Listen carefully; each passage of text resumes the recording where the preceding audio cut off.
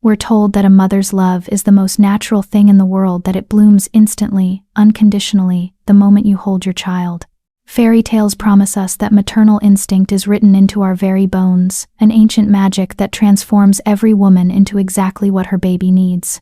But when you're the one who can't give a child what everyone else can so easily provide, when you're the broken piece in a perfect machine, you learn the cruel truth. Some of us were never meant to mother at all. I learned that truth twice in my life. The first time, I was 19, sitting in a healer's chamber, while she explained in clinical terms why my body was a graveyard for dreams. Barren. Wolfless. Defective. 3 words that severed me from every future I'd ever imagined. The second time, I was 23, standing in a marble palace corridor at midnight, listening to the heir to the throne scream himself raw, while a dozen servants with perfect wolves and perfect wombs stood frozen outside his door, unable to do the one thing that should have been simplest: make him stop crying. That second truth was different, though. That second truth taught me that maybe, just maybe, being broken in all the wrong ways could make you perfect for someone who needed you to be broken in exactly that way. This is the story of how I became a mother to a child who wasn't mine, how I fell in love with a man who terrified an entire kingdom, and how the thing that made me worthless became the only thing that could save us all. But first, you need to understand what it means to be wolfless in a world ruled by beasts. Chapter 1. The marketplace smelled like rotting vegetables and desperation. I kept my eyes down, counting cobblestones as I walked 3 paces behind my father and sister. It was safer that way, not drawing attention, not reminding anyone that our family carried a defect. "Rena, stand up straight," my father hissed without turning around. "You make us look poor." I straightened, though it wouldn't matter. Everyone in the Crescent Valley pack knew exactly what we were. A formerly respectable family clinging to relevance by our fingernails, dragged down by the daughter who couldn't shift. My sister Lissa walked with her head high, her honey-colored hair catching the afternoon light. She'd shifted for the first time at 13, right on schedule. A beautiful silver wolf with amber eyes. My mother had cried with relief.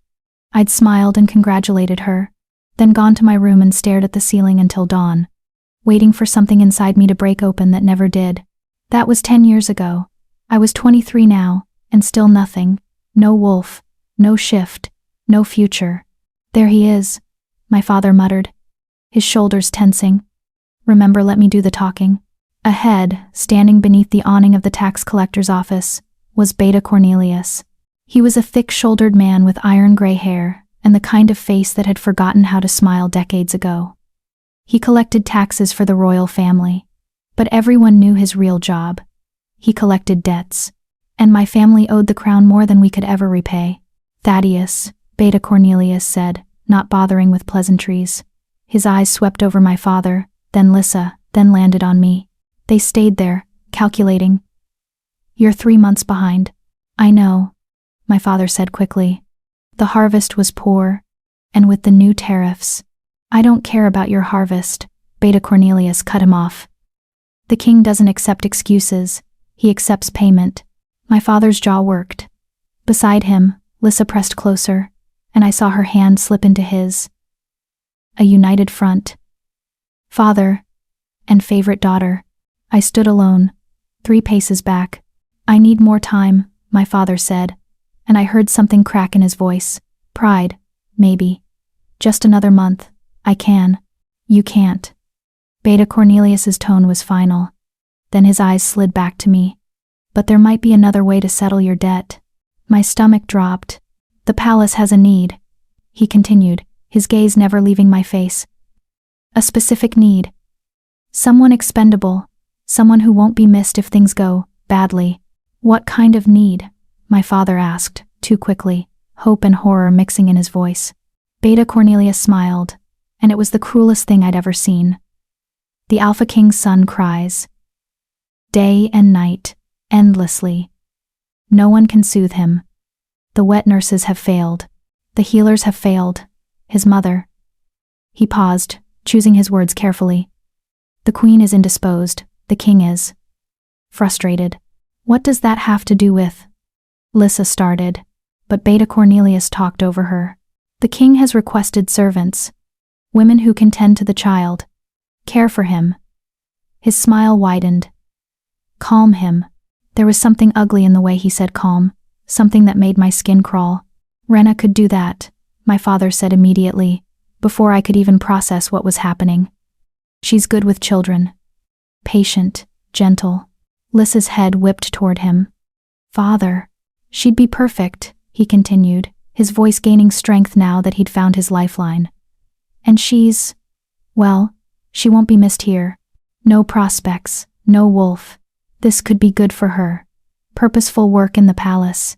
I stared at the back of his head, waiting for him to look at me, to ask me, to acknowledge that he was offering me up like livestock. He didn't turn around.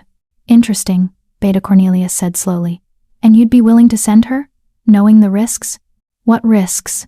Lissa demanded, her voice sharp. Beta Cornelius finally looked away from me, turning his attention to my sister. The Alpha King is not known for his patience, neither is his son, apparently. The child is difficult. Servants who fail to meet expectations don't typically return to service. The implication hung in the air like smoke. She'll succeed, my father said firmly. Rena's always been good at making do with nothing. This is just another challenge. Something inside me, something I'd been holding carefully still for years, finally broke. I'll do it, I said. Everyone turned to stare at me. It was the first time I'd spoken since we'd left home. Rena, you don't have to. Lissa started, but I could hear the relief buried under her concern. She didn't want to go. She had a future here. A mate waiting. A life. I'll do it, I repeated, looking directly at Beta Cornelius. If it clears my father's debt, I'll go to the palace. Beta Cornelius studied me for a long moment, and I forced myself not to look away. Let him see what he was getting. A wolfless girl with nothing to lose, no one to mourn her, and nowhere else to go. Very well, he said finally. Gather your things. The carriage leaves at dawn. Dawn? My father's voice cracked. That's very soon. The child cries now, Beta Cornelius said flatly. The king's patience wears thin now. Your daughter goes now, or the debt stands and I return next week with guards instead of offers. My father nodded quickly.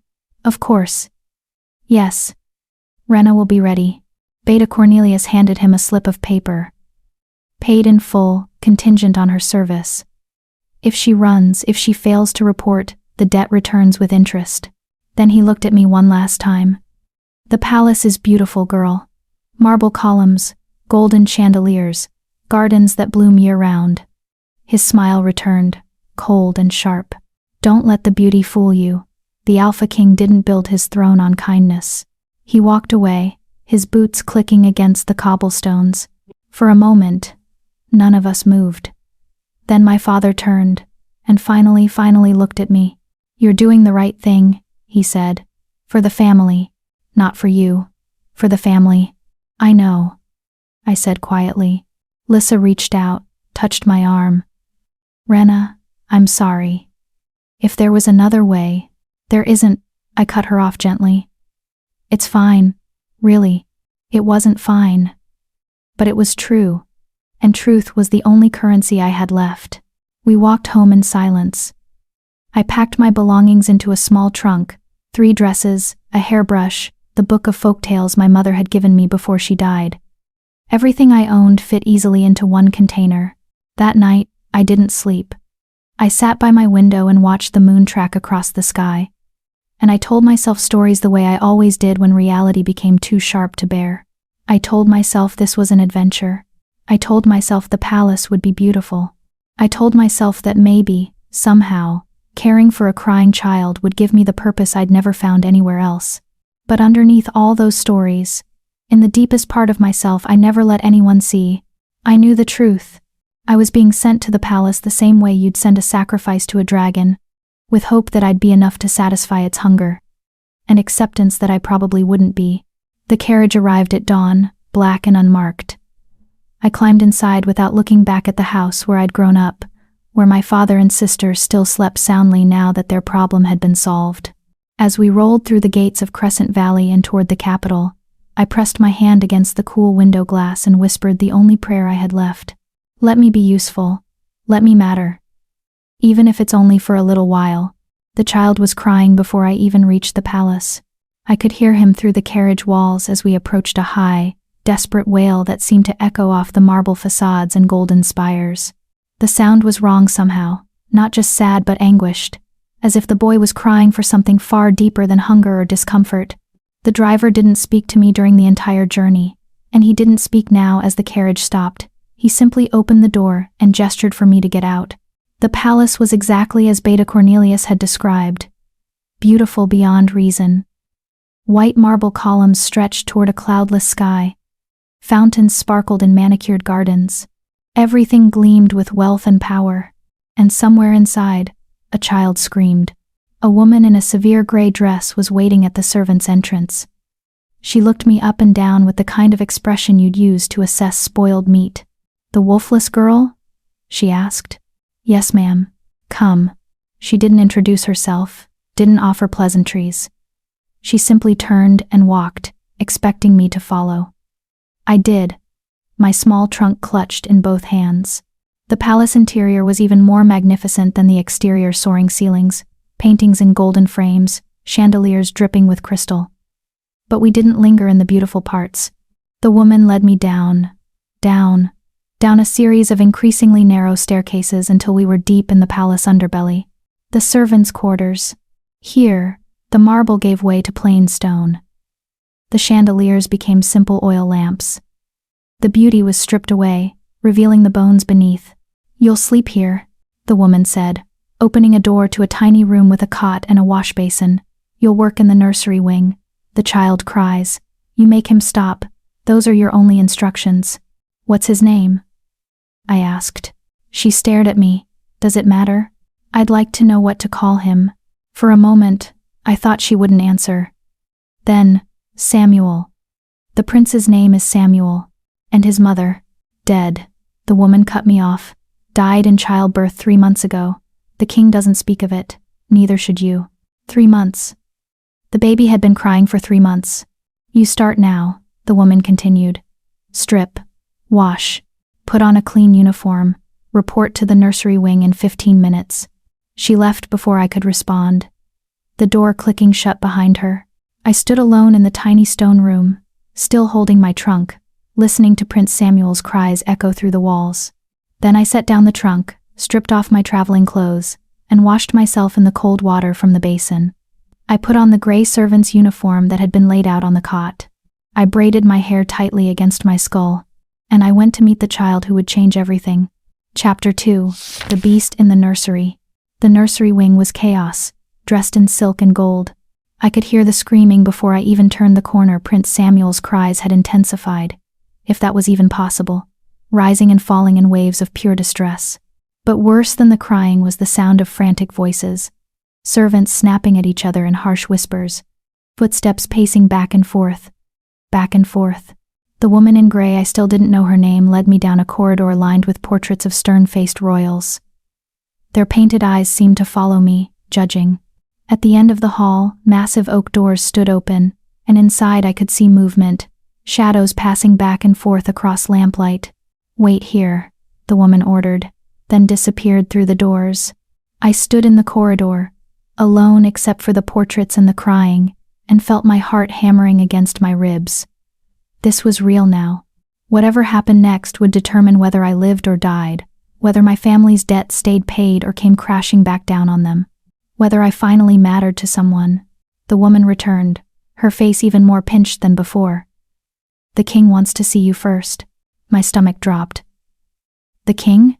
He interviews all servants who work with the prince personally." She grabbed my arm, her fingers digging in hard enough to bruise. "Do not speak unless spoken to. Do not look directly at him. Do not." "Let me guess," I interrupted quietly. "Do not fail." She stared at me, something almost like pity flickering across her face. Then it was gone. "Come."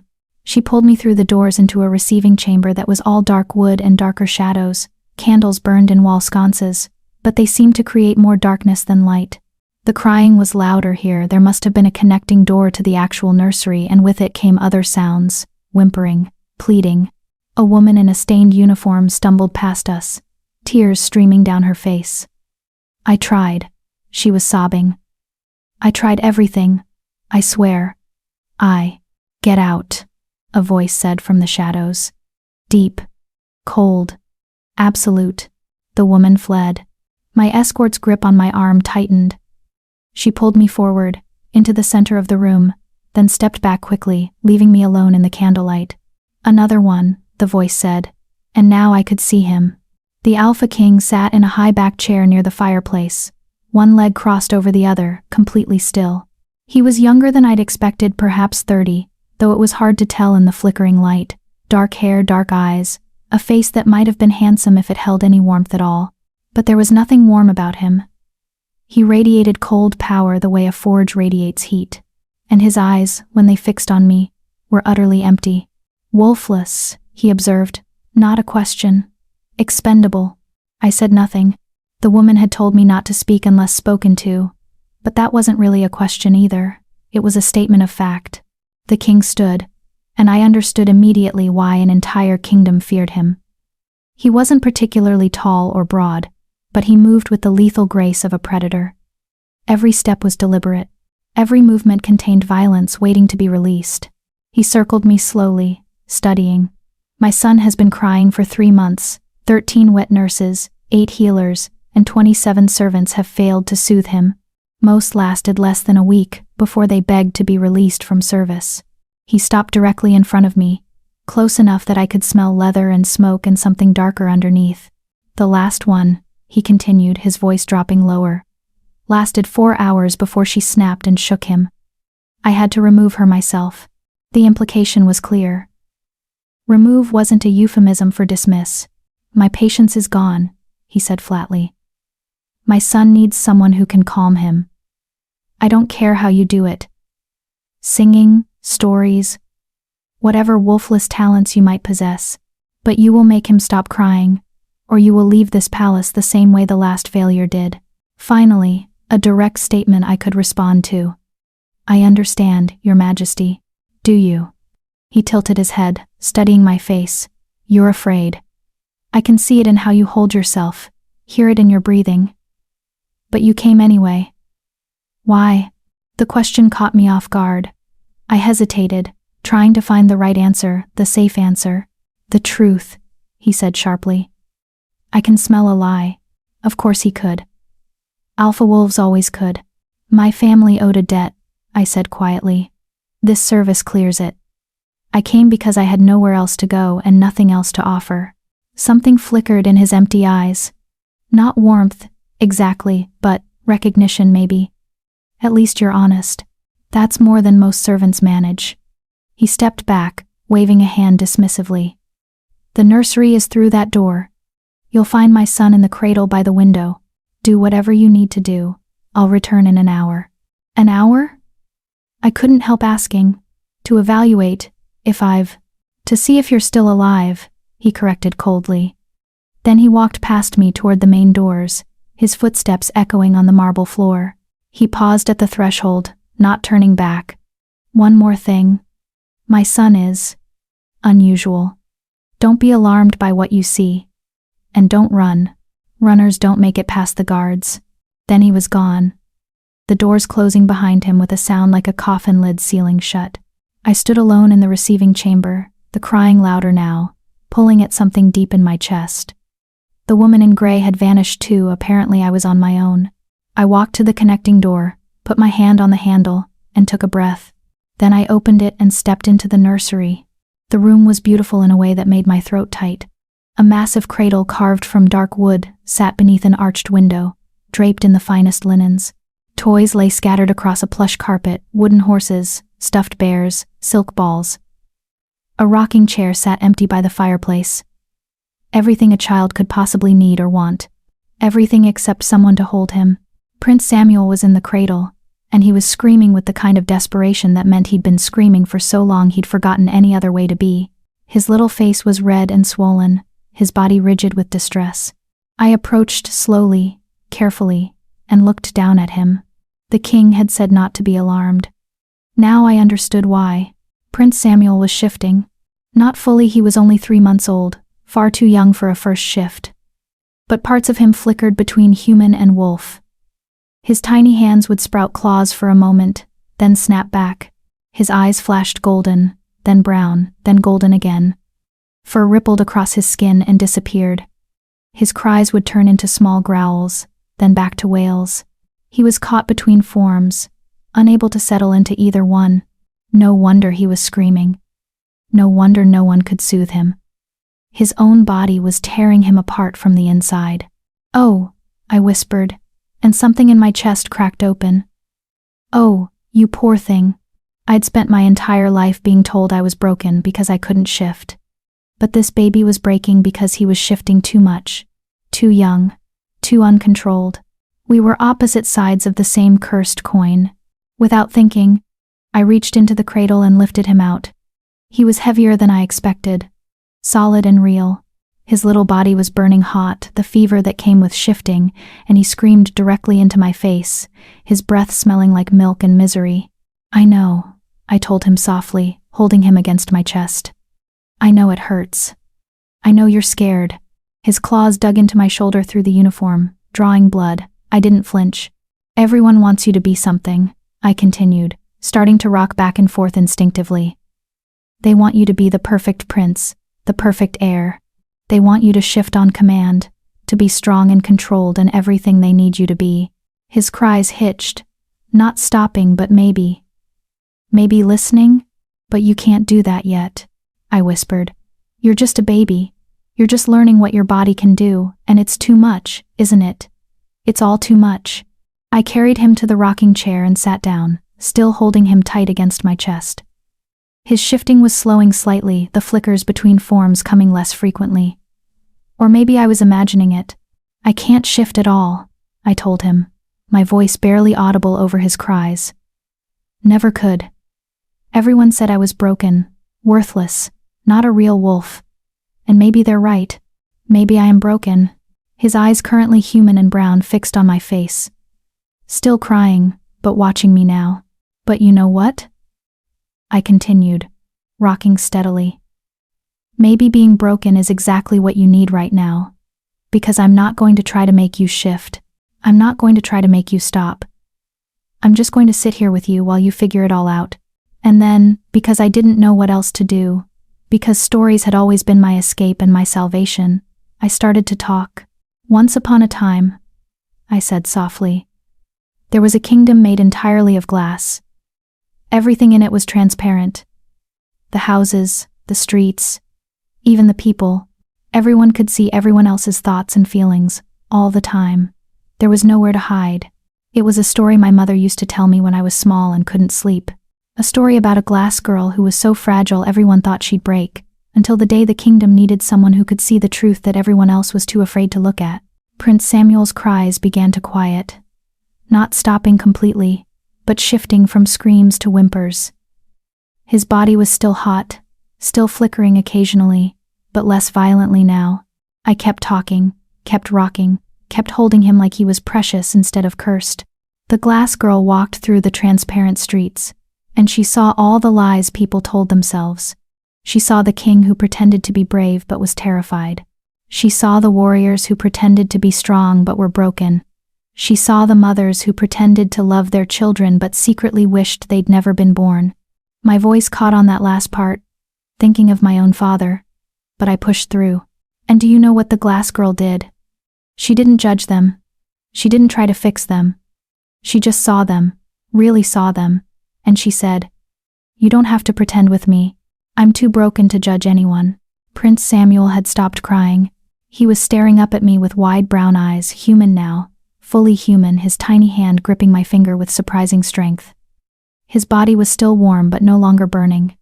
The shifting had stopped. For the first time in 3 months, the palace was silent. I was afraid to move, afraid to breathe, afraid that any change would shatter this fragile peace. So I just kept rocking, kept holding him, kept my voice low and steady, and the people of the Glass Kingdom looked at this girl who could see all their secrets, all their shame, and they realized something. Being seen was better than pretending. Being broken together was better than being perfect alone. Prince Samuel's eyes drifted closed. His breathing deepened, slowed, settled into the rhythm of sleep. I sat in the rocking chair, holding the sleeping prince, and felt tears sliding down my own face. Because for the first time in my entire life, my brokenness had been useful. For the first time, I'd been exactly what someone needed. The door opened silently. I didn't turn, didn't want to disturb Samuel, but I knew who it was. I could feel the cold power radiating across the room. The Alpha King moved around to face me, his expression unreadable. He looked down at his son, sleeping peacefully in my arms, and something shifted in his empty eyes. "How?" he asked simply. I told him a story, I whispered. And I didn't try to make him stop shifting. I just let him be what he was. The king stared at me for a long moment. Then he reached down and carefully, so carefully, lifted his sleeping son from my arms. Samuel stirred but didn't wake, settling against his father's chest with a small sigh. For just a second, the Alpha King looked almost human, almost vulnerable. Then his mask slammed back into place. "You'll stay," he said flatly. "My son needs you." "Yes, Your Majesty." The previous servant slept in the lower quarters. "You'll sleep here, in the nursery wing. I won't have you too far away if he wakes and needs you." "Yes, Your Majesty." He carried Samuel to the cradle and laid him down with a gentleness that seemed impossible from hands I'd been told killed without hesitation. Then he turned back to me, and his eyes were empty again. "Don't fail me," he said quietly. "Don't fail him." "I won't," I promised, and meant it with every broken piece of myself. He nodded once, then walked to the door. He paused there, his back to me. "What's your name?" he asked. "Renna, Your Majesty." "Renna," he repeated, as if testing the weight of it. "The glass girl who sees the truth." Then he was gone, leaving me alone in the nursery with a sleeping prince and the terrifying knowledge that I'd just become indispensable to the most dangerous man in the kingdom. I should have been afraid, but all I felt was purpose, burning in my chest like a candle that had finally been lit after years of darkness. I mattered. At least for now, I mattered. Chapter 3. Survival through communication. They moved me to a room adjacent to the nursery that same night. It was small but comfortable, more space than I'd ever had in my father's house, with a real bed instead of a cot, a window that looked out over the palace gardens, and a wardrobe already stocked with gray servant uniforms. A cage, but a gilded one. I didn't sleep. Every time I closed my eyes, I saw Prince Samuel's face, those wide brown eyes staring up at me, trusting me in a way no one ever had. And behind that, I saw the Alpha King's empty stare, heard his cold promise, "Don't fail me." Failure meant death. I understood that now, in a way I hadn't fully grasped when Beta Cornelius first made his offer. This wasn't just about clearing my family's debt anymore. This was about survival. Around midnight, Samuel woke crying.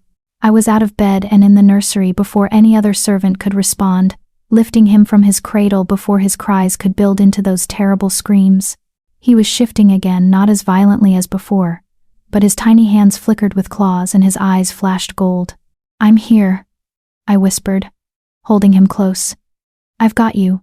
I sat in the rocking chair and started another story, this one about a boy who could speak to shadows, who lived in a world where everyone else feared the dark. Samuel's shifting slowed, then stopped. His cries faded to whimpers, then silence. Within 20 minutes, he was asleep again. I stayed in the chair, holding him, watching the moonlight paint silver across the nursery floor. This became our pattern. Samuel would wake every few hours, crying and shifting. I would go to him immediately, hold him, tell him stories until he calmed. The other servants began to avoid the nursery wing entirely. I could feel their relief, their gratitude that they no longer had to face the screaming prince. But I also felt their resentment, their suspicion, the wolfless girl who could do what they couldn't. On the third night, the Alpha King came to observe.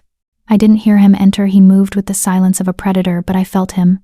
That cold power filling the room, making the air feel heavier. I was in the middle of a story about a queen who turned into a bird at night, holding a drowsy Samuel against my chest. And every night she would fly over her kingdom. I continued softly, not looking up, checking on her people, making sure they were safe. And every morning she would return to her human form, exhausted but satisfied, knowing she'd protected them all. Samuel's eyes were half closed, his breathing deep and even. No shifting. no distress. The king watched in silence for several minutes. Then, "How many times has he woken tonight?" "3 times, your majesty," I answered quietly. "But each time he settles faster. He's learning that I'll come, that he's safe." "Safe," the king repeated, and something bitter edged his tone. "My son, the heir to the throne, needs to feel safe in his own nursery." I said nothing. There was nothing safe to say. The king moved closer, and I forced myself not to tense. He looked down at Samuel, and that brief flash of vulnerability crossed his face again, gone almost before it appeared. "His mother used to sing to him," he said quietly.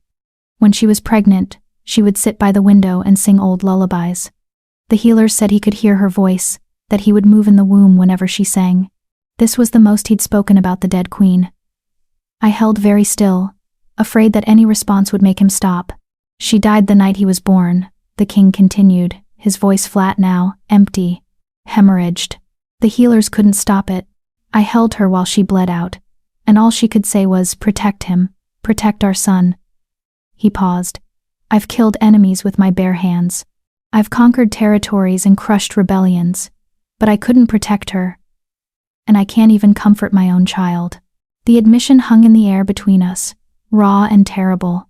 "Maybe that's not what he needs," I said softly, surprising myself. "Maybe he doesn't need strength right now. Maybe he just needs someone who's broken enough to understand what he's going through." The king's eyes snapped to my face, sharp and dangerous. "Careful, servant. You're useful, but not irreplaceable." "Yes, your majesty."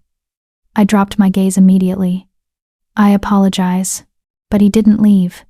He stood there, staring at his sleeping son. And when he spoke again, his voice was so quiet I almost didn't hear it. "Teach me." I looked up, uncertain. "Your majesty?" "Teach me how to calm him." The words sounded like they were being dragged out of him. "I'm his father. I should be able to." He didn't finish, but I understood. The great Alpha King, who could make an entire kingdom tremble with a glance, couldn't soothe his own infant son. It was eating him alive. "It's not really a technique," I said carefully. "It's more about presence. Being there without expectation. Not trying to fix him or change him. Just accepting him as he is." "I don't understand." I thought for a moment, trying to find words that wouldn't get me killed. "When Samuel shifts, it's because he's overwhelmed. His wolf is too strong, too present, too young to control. Every servant who's tried to help him has been focused on making him stop crying, stop shifting, stop being difficult. But that just makes him more distressed because he can't stop, he doesn't know how." The king was listening intently now, his empty eyes focused completely on me. "So instead of trying to make him stop," I continued, "I just hold him and tell him stories. I give him something else to focus on, something that isn't the pain or fear. And I don't react when he shifts. I don't tense up or pull away. I just stay." "Stories," the king said slowly. "You calm the heir to the throne with children's tales." "Yes, your majesty." He was silent for a long moment. "Then, tell me one." I blinked. "I'm sorry?" "Tell me a story." His tone made it a command. I want to understand what he hears. This was dangerous territory. But refusing was more dangerous. I adjusted Samuel in my arms and began. "Once upon a time there was a king made of stone. He was the strongest, most powerful king in all the realms. Nothing could hurt him. Nothing could break him. But there was a price for his strength. The stone spread slowly, year by year, until it reached his heart." The king's jaw tightened, but he didn't interrupt. "The Stone King ruled justly but without mercy. He protected his people but never loved them. And when his wife died giving birth to his son, the stone finally reached his heart completely, and he thought he would never feel anything again." I paused, watching the king's face.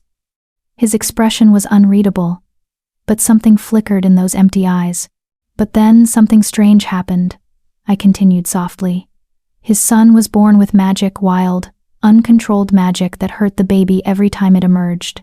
And the Stone King, who couldn't feel anything, who couldn't be hurt by anything, found that watching his son in pain was the one thing that could make the stone crack."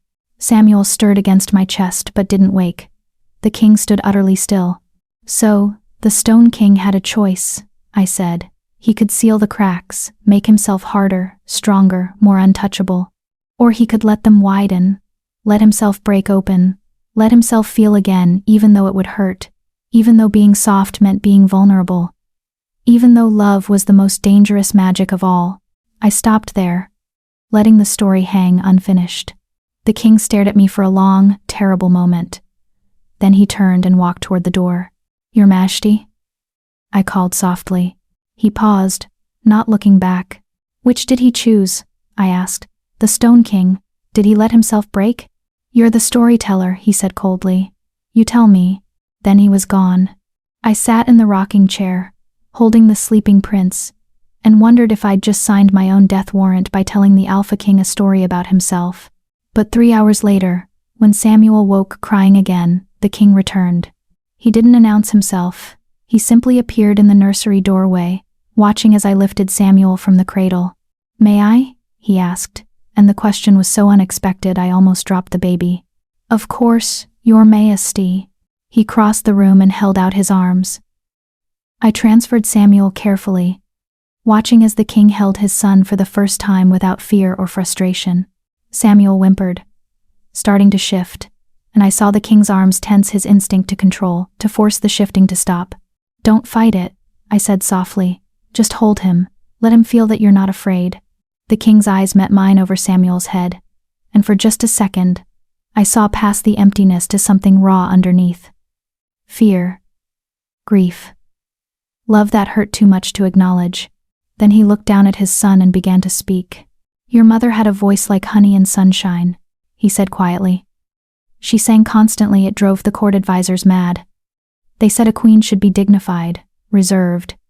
She told them dignity was for people who were afraid to be happy." Samuel's shifting slowed, responding to his father's voice. "She wanted to name you after her father, but I insisted on Samuel. It means guardian spirit. I thought it was fitting for an heir." His voice roughened. "She laughed and said you'd probably end up guarding everyone else's spirits instead of your own. She said you'd have her heart soft and too big for your chest." Samuel had stopped shifting completely. He was staring up at his father with wide, wondering eyes. "She was right," the king whispered. "You have her eyes when you're human, her spirit when you shift. You're everything good about her, everything I couldn't protect." I held my breath, watching this impossible moment, the Stone King cracking open. "But I can protect you," he continued, his voice strengthening. "I can keep you safe, and I'll find people who can help you learn to control your wolf, who can teach you to be strong without being hard. People who understand that breaking open isn't the same as breaking apart." His eyes flicked to me for just a moment, acknowledgement and warning combined. Samuel yawned, a tiny sound, and nestled against his father's chest. Within minutes he was asleep, peaceful, settled, safe. The king stood holding his son for a long time, not moving, barely breathing. Then he carefully carried Samuel to the cradle, and laid him down with that same impossible gentleness.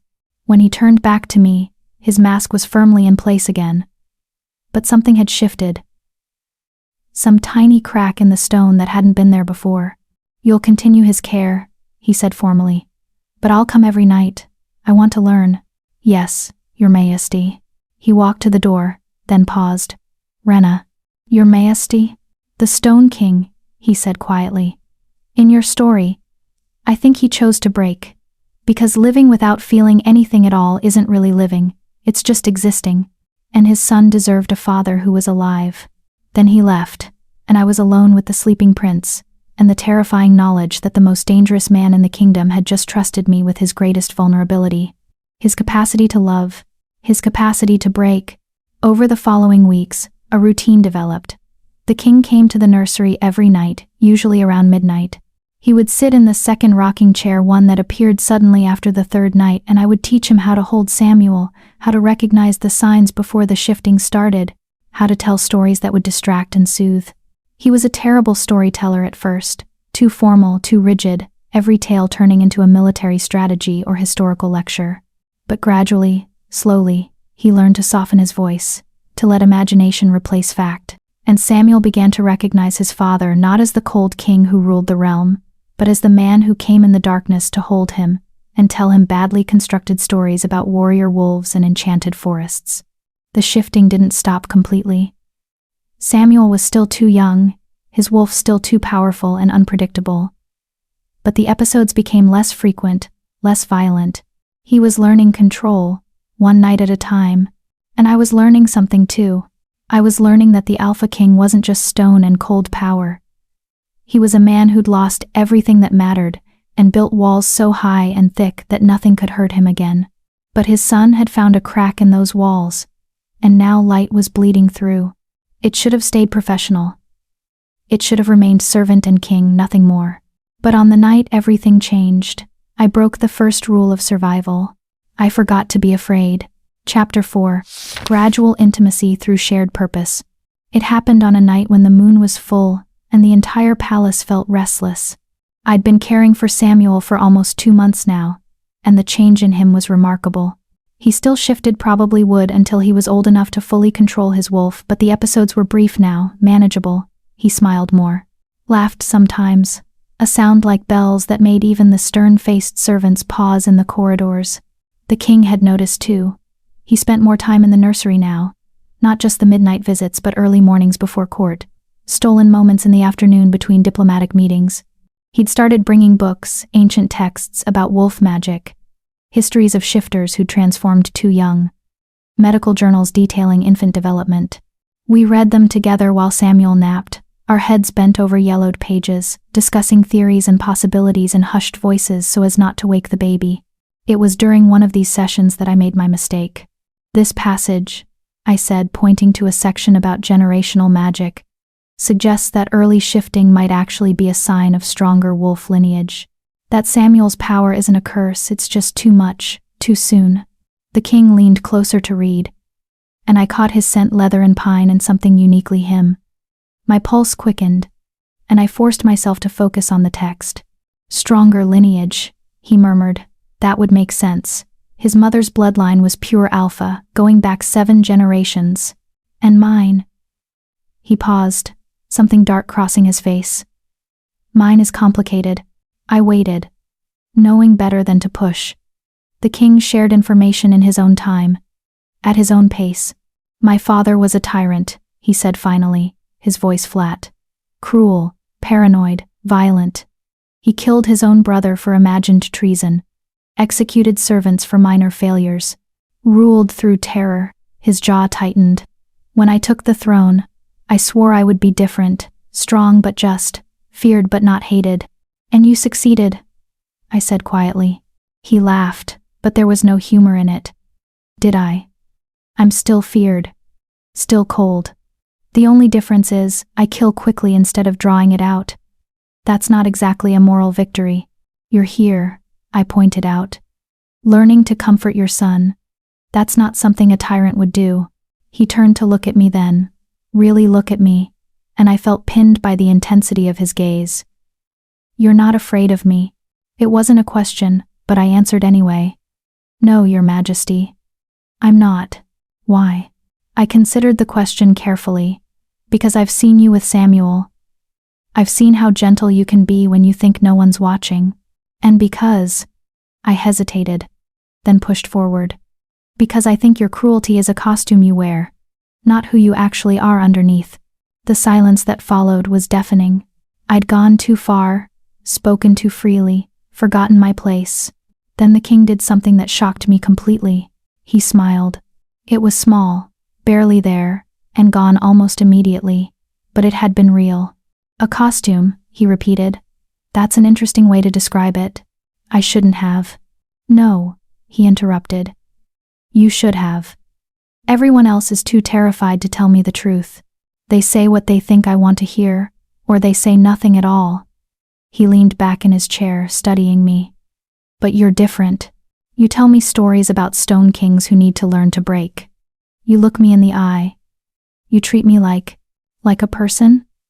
I supplied softly. "Like a person," he agreed.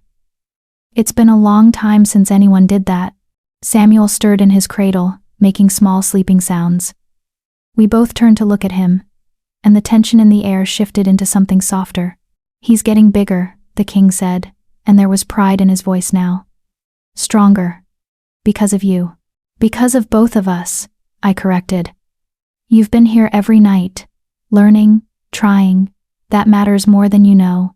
Does it? He turned back to me.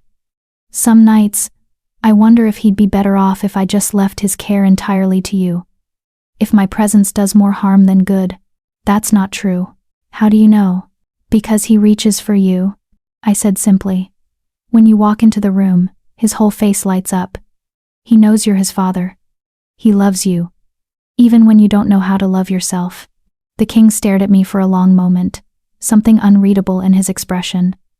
Then he stood abruptly. Walk with me, Your Majesty. It's a command, not a request. Samuel is asleep, and the night servants can watch him for an hour. He moved toward the door. Walk with me, Rena. I followed because I had no choice, but also because some part of me wanted to. We left the nursery wing and moved through corridors I'd never seen before, past the servants' quarters and the public halls, up staircases that grew narrower and more winding, until finally we emerged onto a rooftop terrace. The view stole my breath. The entire capital spread out below us, thousands of lights twinkling in the darkness. The moon hung huge and silver overhead, so close it felt like I could reach up and touch it. Wind tugged at my hair, bringing the scent of night-blooming flowers from the gardens far below. I come here when I can't sleep, the king said, moving to the edge of the terrace. When the crown gets too heavy and the memories get too loud. I joined him at the railing, careful to maintain a respectful distance. It's beautiful. It's lonely, he corrected. Surrounded by a million souls and completely alone.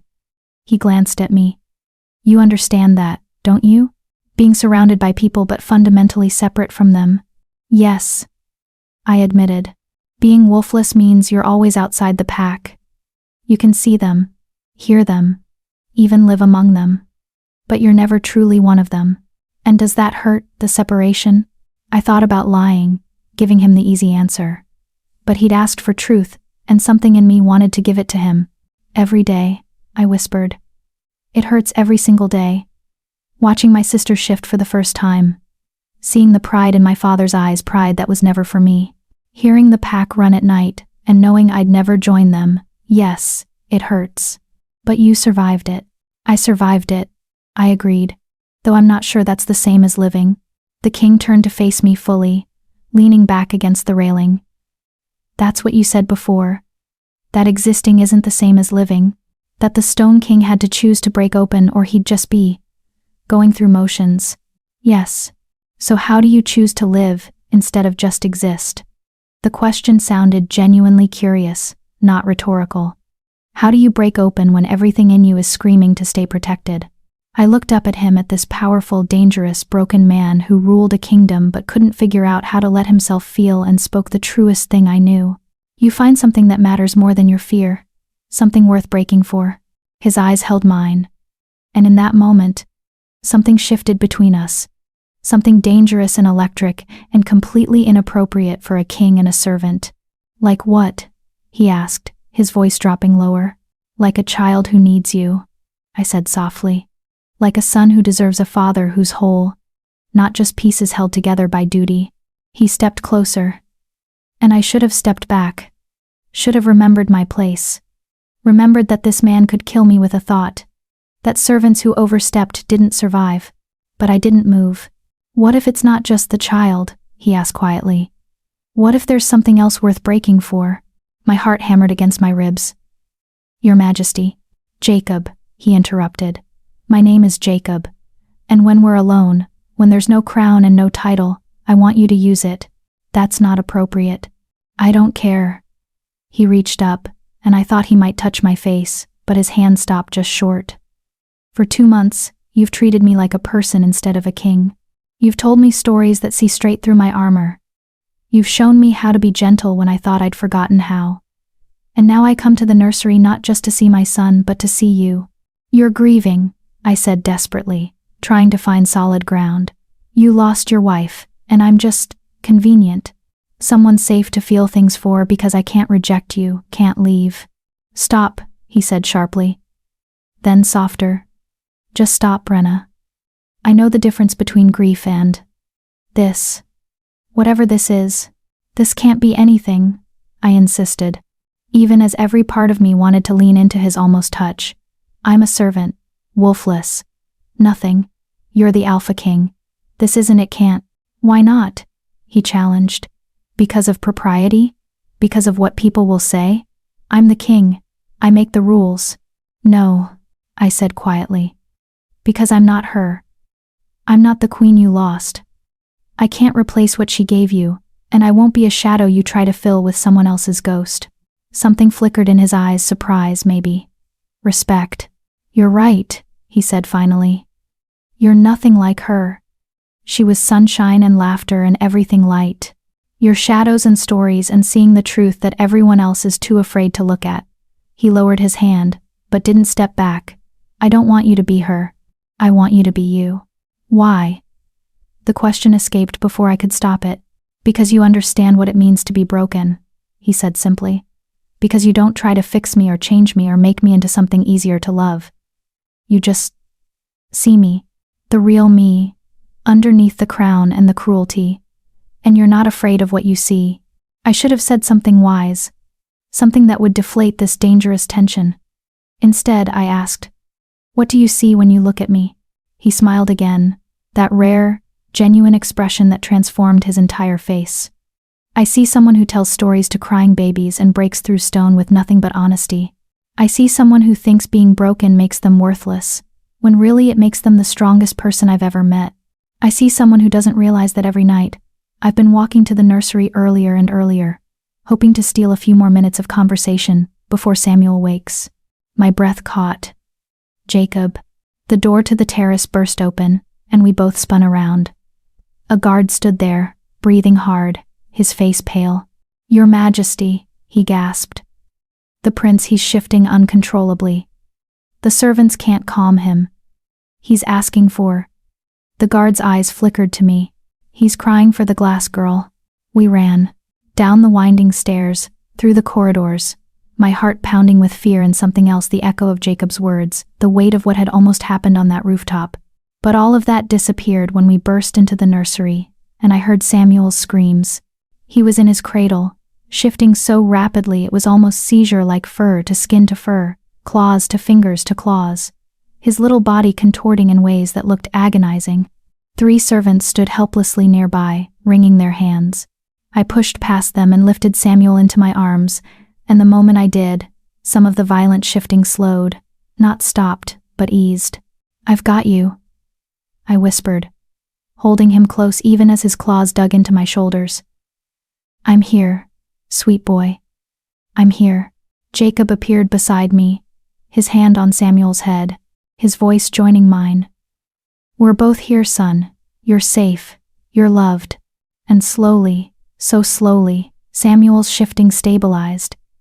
His cries faded to whimpers, then to broken little sobs. He clutched at both of us, his tiny fist gripping my uniform, his other hand wrapped around his father's finger. What happened? Jacob demanded, looking at the servants. We don't know, Your Majesty. One of them stammered. He just woke up screaming and started shifting.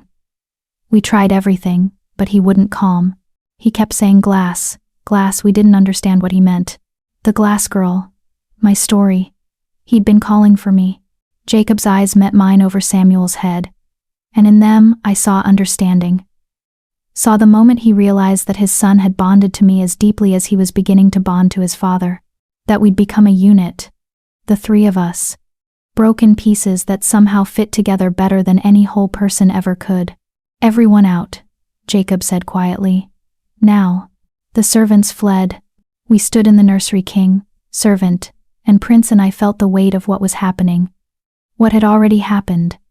The lines we'd crossed, and couldn't uncross. He needs you, Jacob said softly. Not just as a caretaker. As. He didn't finish, but I understood. As a mother. I know, I whispered, tears sliding down my face. But I can't be, I'm not. You already are, Jacob interrupted gently. Look at him. Rena. Look at how he holds on to you. You're already his mother in every way that matters. Samuel had fallen asleep against my chest, his breathing deep and even, one tiny hand still gripping Jacob's finger. "This is dangerous," I said, but my arms tightened around the baby. "People will talk. They'll say I'm overstepping, that I'm trying to replace the queen."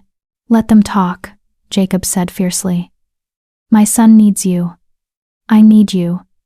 And I'm tired of pretending that duty and propriety matter more than the people I love." The word hung in the air between us, heavy and terrifying and true. "Love." "Don't," I whispered. "Please don't say things you don't mean." "I've never meant anything more in my life," he said quietly. "And I know it's too soon, too fast, too complicated. I know I'm still grieving my wife and learning to be a father and probably making 100 mistakes. But Rena, when I'm with you, the stone cracks. The cold fades. I remember what it feels like to be human instead of just a king." I looked up at him, this powerful man who'd chosen to break open, and felt my own walls crumbling. "I don't know how to do this," I admitted. "I don't know how to be what Samuel needs, what you need. I'm just me. Broken and wolfless, and perfect," Jacob finished. "You're exactly perfect for us." And there, in the candlelit nursery with a sleeping prince in my arms, and a king looking at me like I was something precious, instead of disposable, I let myself believe it. Just for a moment, just long enough to whisper, "I think I'm falling in love with you too." Jacob's smile was like sunrise breaking over a dark horizon. "Then fall," he said softly. "I'll catch you." And for the first time in my entire life, I believed that someone actually would. Chapter 5. Emotional Breakthrough. The weeks that followed the rooftop confession were the happiest of my entire life, and that terrified me more than anything. Happiness, I'd learned, was dangerous. It made you soft. Made you forget that good things never lasted, especially not for people like me. But despite my fear, despite knowing better, I let myself sink into it like drowning in warm honey. Jacob didn't announce our, whatever we were, to the court. That would have been political suicide, an alpha king with a wolfless servant. The nobles would revolt. But within the private spaces of the palace, within the nursery wing that had become our sanctuary, he stopped pretending. He touched me now, small gestures that felt monumental. His hand on my lower back as he guided me to the rocking chair, fingers brushing mine as we passed Samuel between us. Once, when I was telling a particularly sad story and my voice cracked, he reached over and wiped the tear from my cheek with his thumb, so gentle it made my heart ache. And the stories became something else entirely. They were no longer just tools to soothe Samuel. They became conversations between Jacob and me, layered with meaning that only we understood. I would tell a tale about a warrior who learned to lay down his sword, and Jacob would add a detail about how the warrior's scars became maps that led him home. He would start a story about a king who built walls, and I would finish it by describing how a single persistent vine could crack through stone. We were writing our own mythology, one night at a time, but it was the gift that changed everything. I woke one morning to find a key on my bedside table. Simple iron, nothing ornate, with a small note in Jacob's precise handwriting. For when words aren't enough.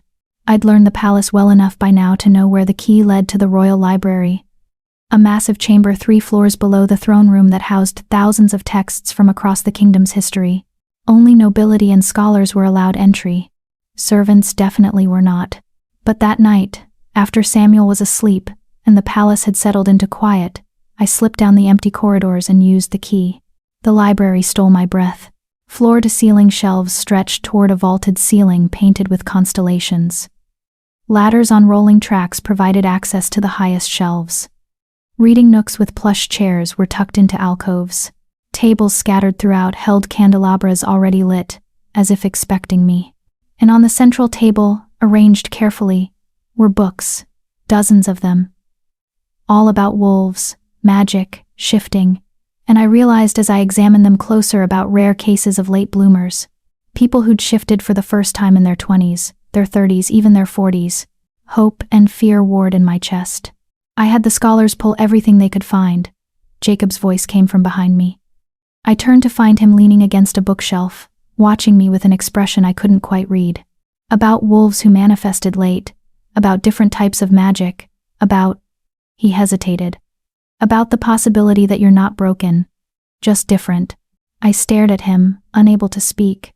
I know it's probably nothing, he continued, pushing off from the shelf and moving closer. I know you've lived your whole life being told you're wolfless, and I'm not trying to give you false hope. But Rena, you calm my son when no one else can. You see through magic that even skilled shifters can't penetrate. What if there's a reason for that? What if your wolf is just sleeping? Don't, I whispered, and my voice broke. Please don't do this. Do what? Give me hope. Tears spilled down my cheeks. Hope is cruel. Hope is the thing that made me stand outside during every full moon for years, waiting to shift. Hope is what made me try every folk remedy and healing ritual, only to fail over and over. Hope is what destroyed me, and I can't go through that again.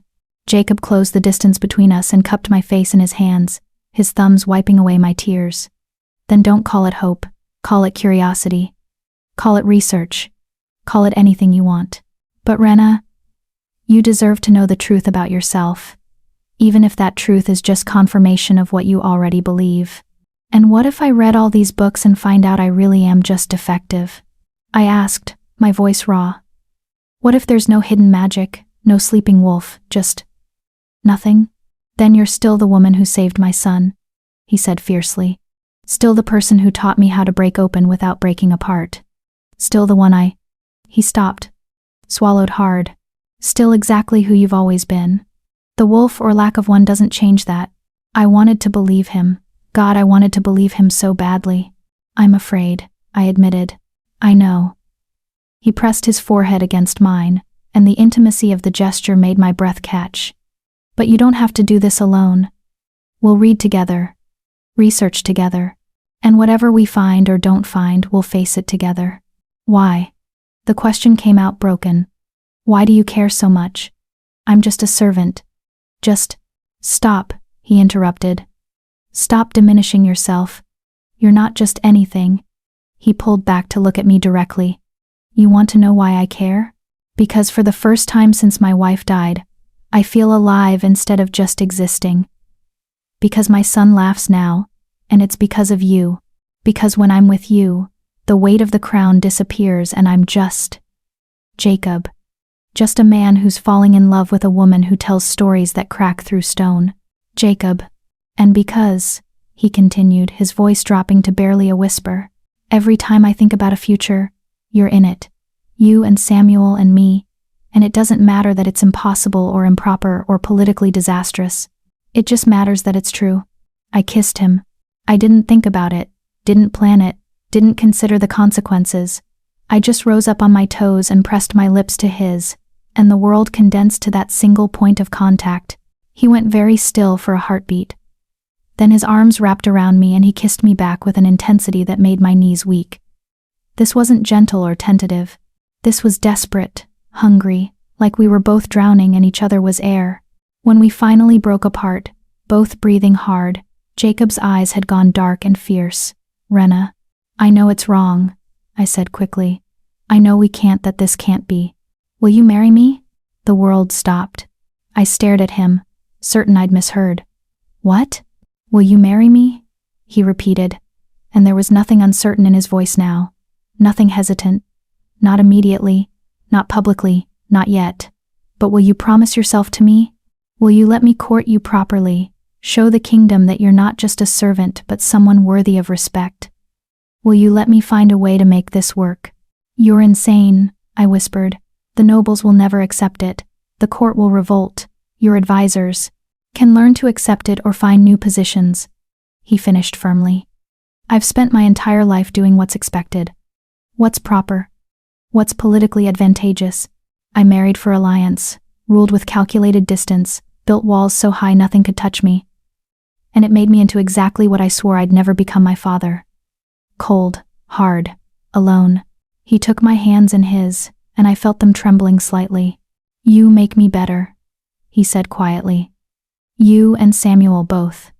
You make me want to be the kind of father, the kind of man, the kind of king who leads with heart, instead of just strength.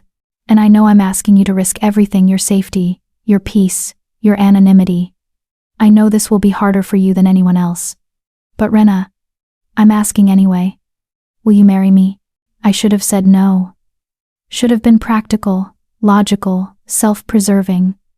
Should have remembered that girls like me didn't get fairy tale endings. But looking at Jacob, at this powerful, dangerous, broken man who'd learned to be gentle, who'd chosen to crack open, who was offering me not just his heart but his entire future, I couldn't lie. Ask me again, I whispered. His brow furrowed. What? The riddle, I said, remembering the stories I'd told Samuel, the ones about promises and choices and things that bind. Ask me the question that needs answering. Ask me the riddle. Understanding dawned in his eyes. This wasn't about a simple yes or no. This was about making a promise that would matter, that would last beyond the moment. What? Jacob said slowly, his eyes never leaving mine. Is something that once given can never be taken back. Something that grows stronger with time. Something that breaks only when held too tightly. A promise, I answered. The answer is a promise. Then promise me, he said. Promise me you'll stay. Promise me you'll let me love you. Promise me you'll give us a chance to build something real, even if the world says it's impossible. Tears streamed down my face, but I was smiling. I promise. He kissed me again, softer this time, and I tasted salt, my tears or his, I couldn't tell. When we broke apart, he pressed something into my hand. A ring. Simple silver with a small moonstone set in the center.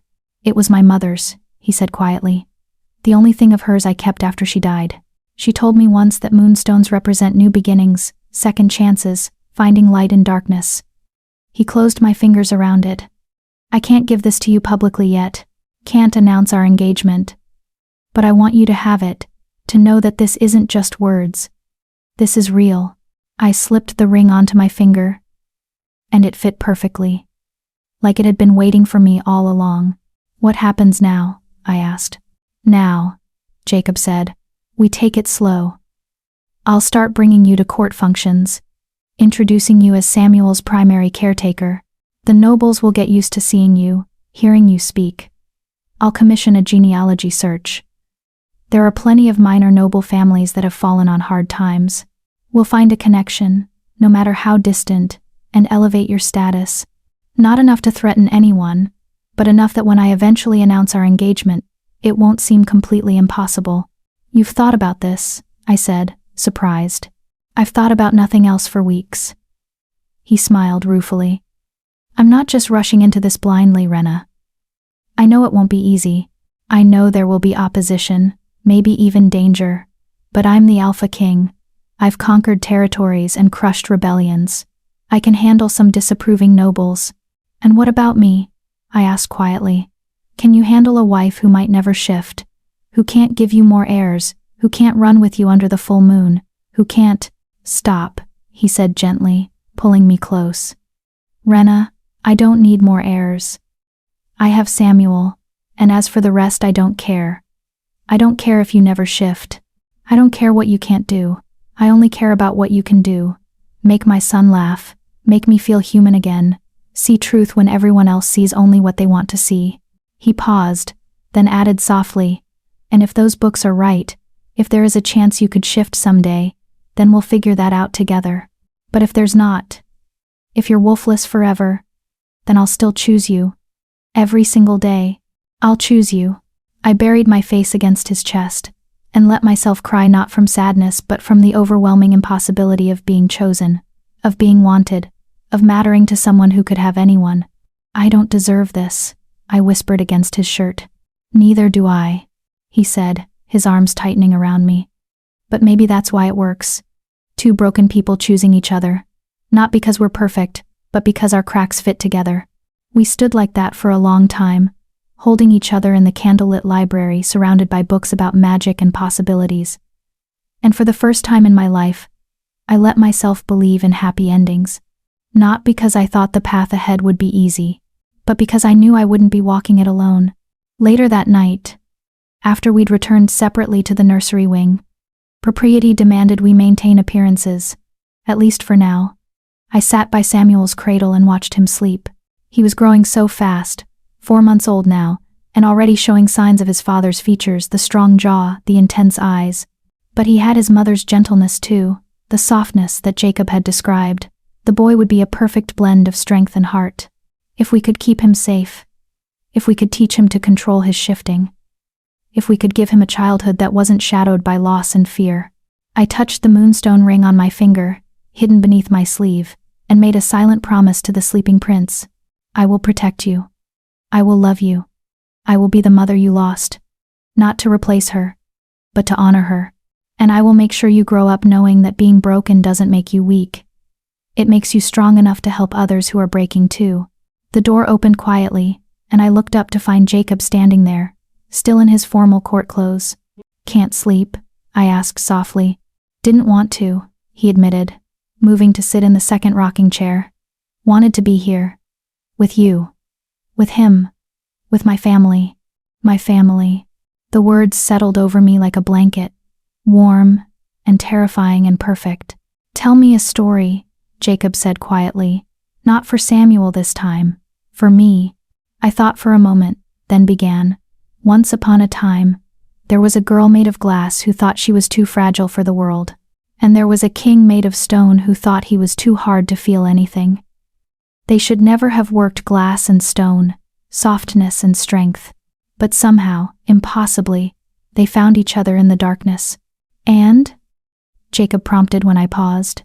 "And they learned that glass could hold its shape under pressure, and stone could crack open to let light through. They learned that broken things could still be beautiful, still be whole, still be enough." "How does it end?" he asked. I looked at him, at this man who'd chosen to break open, who'd given me a ring and a promise and a future I never thought I'd have, and smiled. "I don't know yet," I said honestly. "The story's still being written." "Good," Jacob said, reaching across the space between our chairs to take my hand. "I prefer stories that aren't finished. More room for possibility." We sat together in the nursery, hands intertwined, watching Samuel sleep and breathing in the fragile, precious peace of the moment. Tomorrow would bring challenges.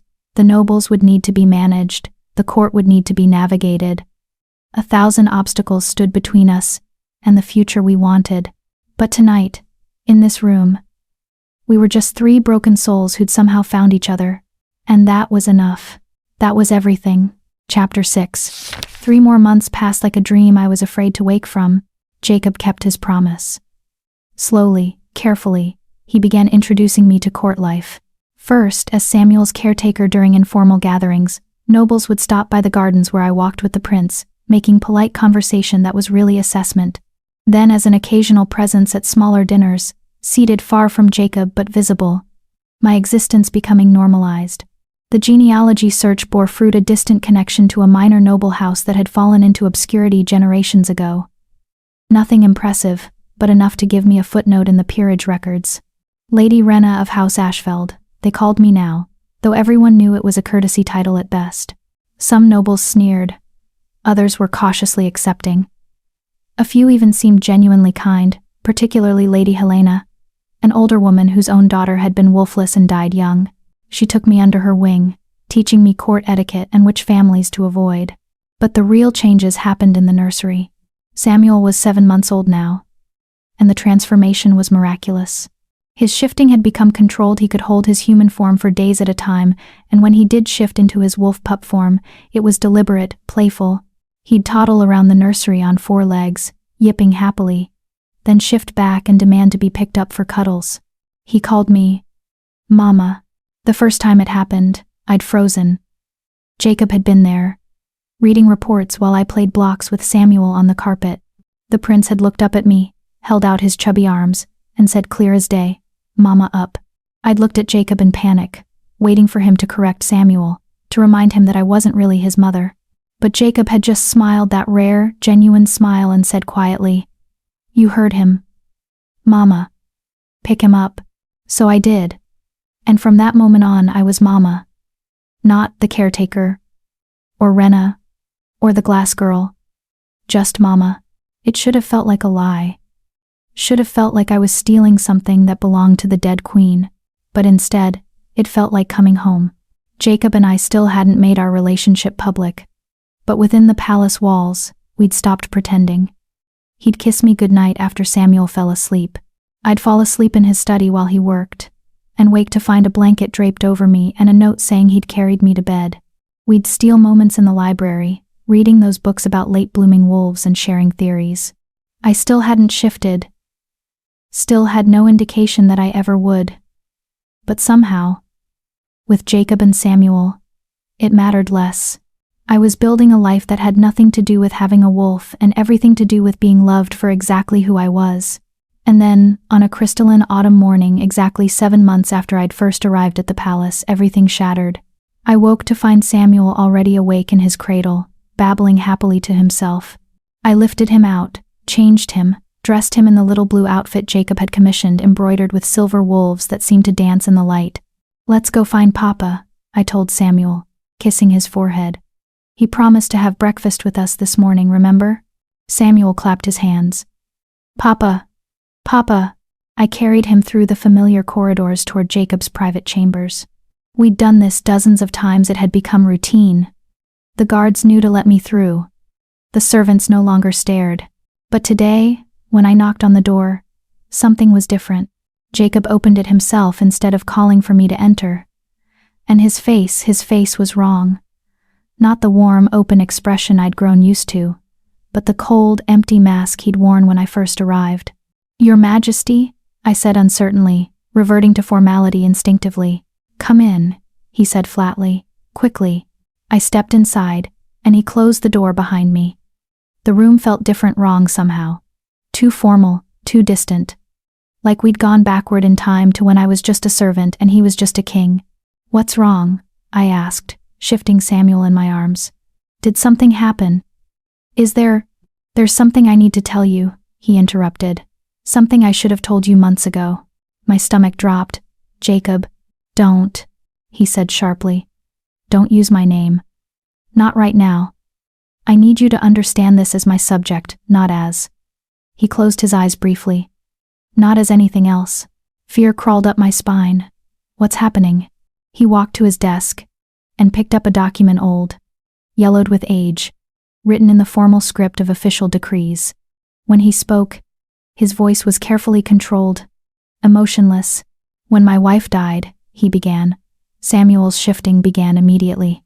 "The healers said it was grief magic, that he was responding to the loss of his mother, that his wolf was trying to emerge to protect him. They said if we couldn't control it, he would die. The shifting would tear his infant body apart. I knew this part. He'd told me before." I stayed silent, waiting. "What I didn't tell you," Jacob continued, "is that the healers consulted with the old magic users, the witches who still practice the ancient arts. And they told me there was a way to save him." He handed me the document. I shifted Samuel to one hip and read, my eyes scanning the archaic language. It was a spell, a binding, a curse. "I don't understand," I whispered, but I was starting to. Oh God, I was starting to understand. "The spell required a sacrifice," Jacob said, his voice still flat. "Someone who could absorb Samuel's excess magic, ground it, regulate it. Someone whose own magic was dormant or absent, who could act as a vessel for the overflow." The words on the page swam before my eyes. "A wolfless soul, bound by service and proximity, shall calm the shifting child through natural magic exchange." "You knew," I breathed, "when you asked for servants, when Beta Cornelius came to my village looking for someone expendable. You knew you needed someone wolfless." "Yes." The single word was like a knife through my chest. "The spell activates through emotional bonding," Jacob continued mechanically. "The child bonds to the vessel bonds to the child. The magic flows between them naturally, unconsciously. The child calms. The vessel..." He paused. "The vessel slowly absorbs all the excess magic they can't process." My hands were shaking now, the document rustling. "What happens to the vessel?" Silence. "Jacob, what happens to the vessel?" "We don't know," he admitted, and finally emotion cracked through his mask. Pain, guilt, anguish.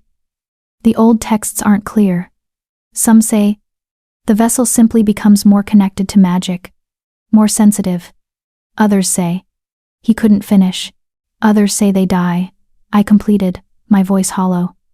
"The magic they can't process eventually destroys them. We don't know that for certain." "Don't lie to me," I snapped, and Samuel startled against me, whimpering. I forced myself to take a breath, to gentle my voice. Please. No more lies. Tell me the truth. Jacob's shoulders sagged. 3 documented cases in history.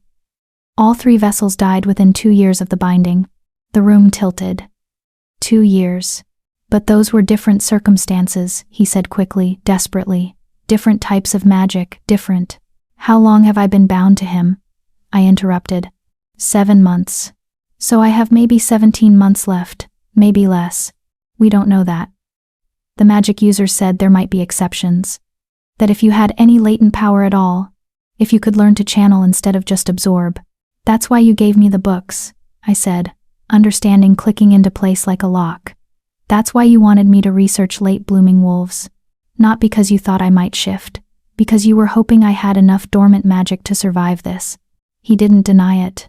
I looked down at Samuel in my arms. He was watching me with those big brown eyes, sensing my distress, his little face starting to crumple. And I felt it then, the thing I'd always dismissed as maternal instinct or emotional connection. The hum of magic flowing between us, so subtle I'd never consciously noticed it. Him pushing out excess power, me absorbing it, containing it, grounding it, slowly killing myself to keep him stable. Did you know? I asked quietly. When you said you loved me, when you gave me your mother's ring, when you asked me to marry you, did you know? Yes, Jacob whispered, and the word broke. God help me, yes, I knew. I walked to the cradle in the corner of his chambers and laid Samuel down gently. He reached for me, and it took everything I had to step back. Mama? He asked, confused. Just a moment, sweet boy, I managed, my voice cracking. Then I turned to Jacob. Why? Why didn't you tell me? Because you wouldn't have stayed, he said simply. If you'd known from the beginning that bonding to Samuel might kill you, you would have refused. Or you would have stayed out of obligation, out of debt, but you wouldn't have loved him. And the spell only works if the bond is genuine, if the love is real. So you manipulated me. My voice was remarkably calm considering I felt like I was shattering from the inside out. You let me fall in love with your son, let me think I was helping him, let me call myself his mother, all while knowing I was dying for him. I'm trying to save you, Jacob shouted. And it was the first time I'd ever heard him raise his voice. Every day I've been searching for a way to break the binding, to transfer it, to find another vessel. I've consulted with every magic user in the kingdom, offered fortunes for solutions. I've been trying, while lying to me. I finished, while pretending you loved me. Was that part of the spell too? Did I have to love you for it to work? Is that why you courted me, gave me your ring, made me promises? No, he said fiercely, crossing the distance between us. No, Rena, that was real, all of it was real, I swear to you. Don't touch me, I said quietly, and he froze. Don't touch me, don't speak to me. Don't look at me like I'm someone you care about when I'm just, what did you call it? A vessel. Something expendable. You're not expendable to me. Then why am I dying? I asked, and tears finally spilled down my cheeks. Why am I standing here with magic burning through my veins, killing me by inches, while you knew the whole time and said nothing? Because I'm a coward, Jacob said hoarsely. Because I couldn't bear to lose you, even though keeping you was killing you. Because I told myself I'd find a solution before it was too late, that I'd save you both, that I could somehow fix this without having to confess what I'd done. Well, you failed, I said flatly. So what happens now? Do I leave and Samuel starts shifting uncontrollably again? Do I stay and die so your heir survives? What's the plan, Your Majesty? He flinched at the title. There might be a way. The magic users think that if you could access your own power, if you really do have a dormant wolf, you could push back against Samuel's magic instead of just absorbing it. Create a balance.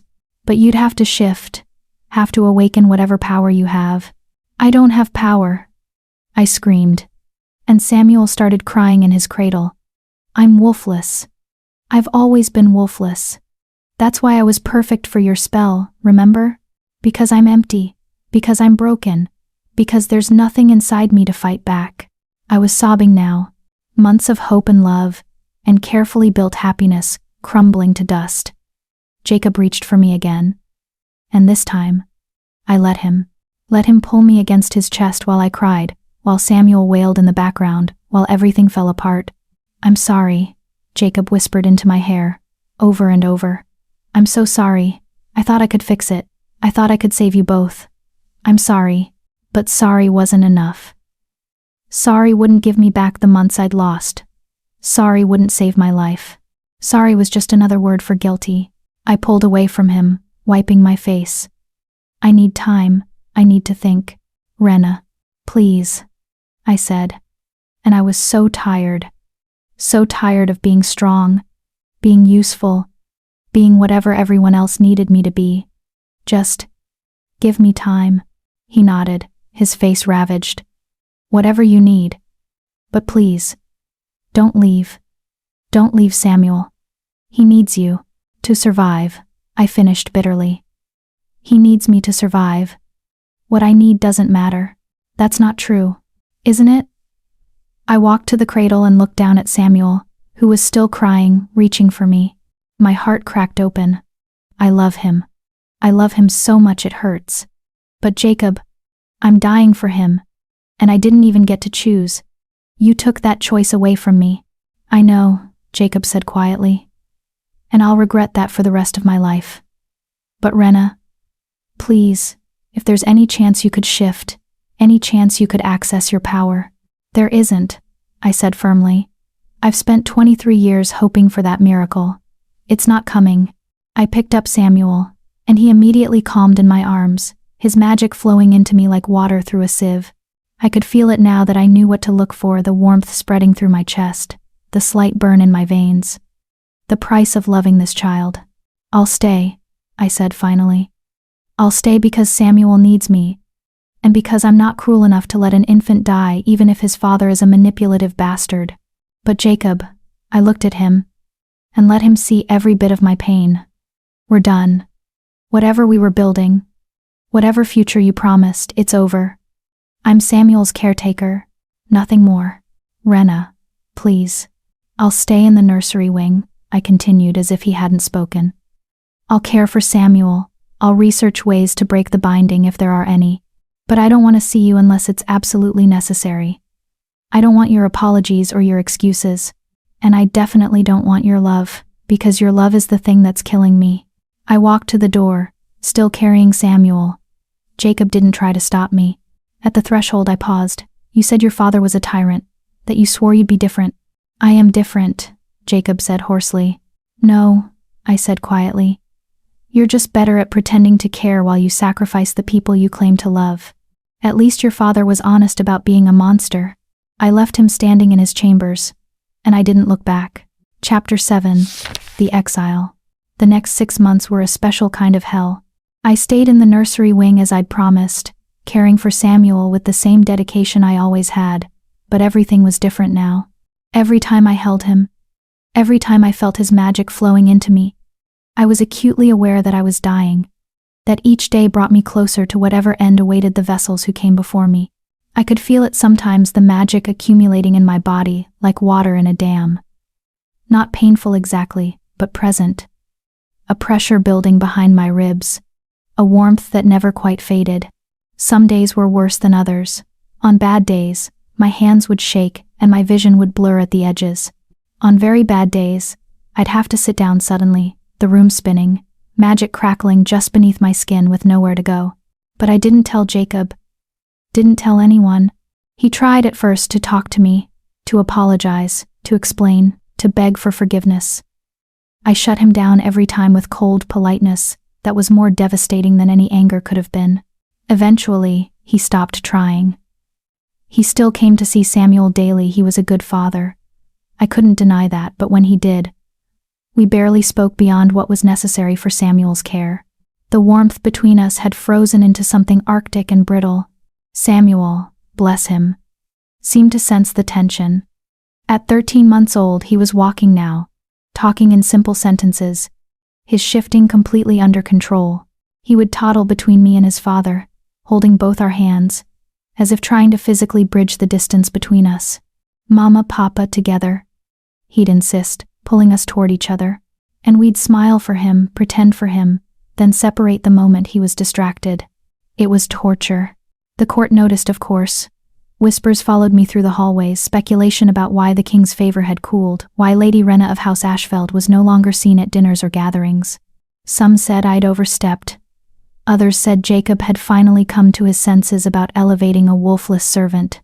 A few of the crueler nobles suggested I'd been entertaining ideas above my station and been properly put in my place.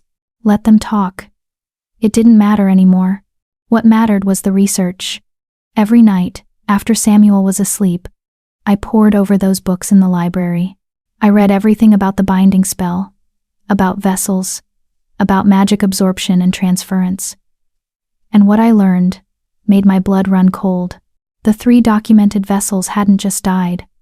They'd burned out their bodies, unable to contain the absorbed magic, eventually igniting from the inside. The texts described it in clinical terms: spontaneous magical combustion, catastrophic vessel failure, terminal magic saturation. They died screaming. And based on the timeline, based on the symptoms I was already experiencing, I had maybe a year left, probably less. I should have been terrified, should have been desperate, angry, fighting.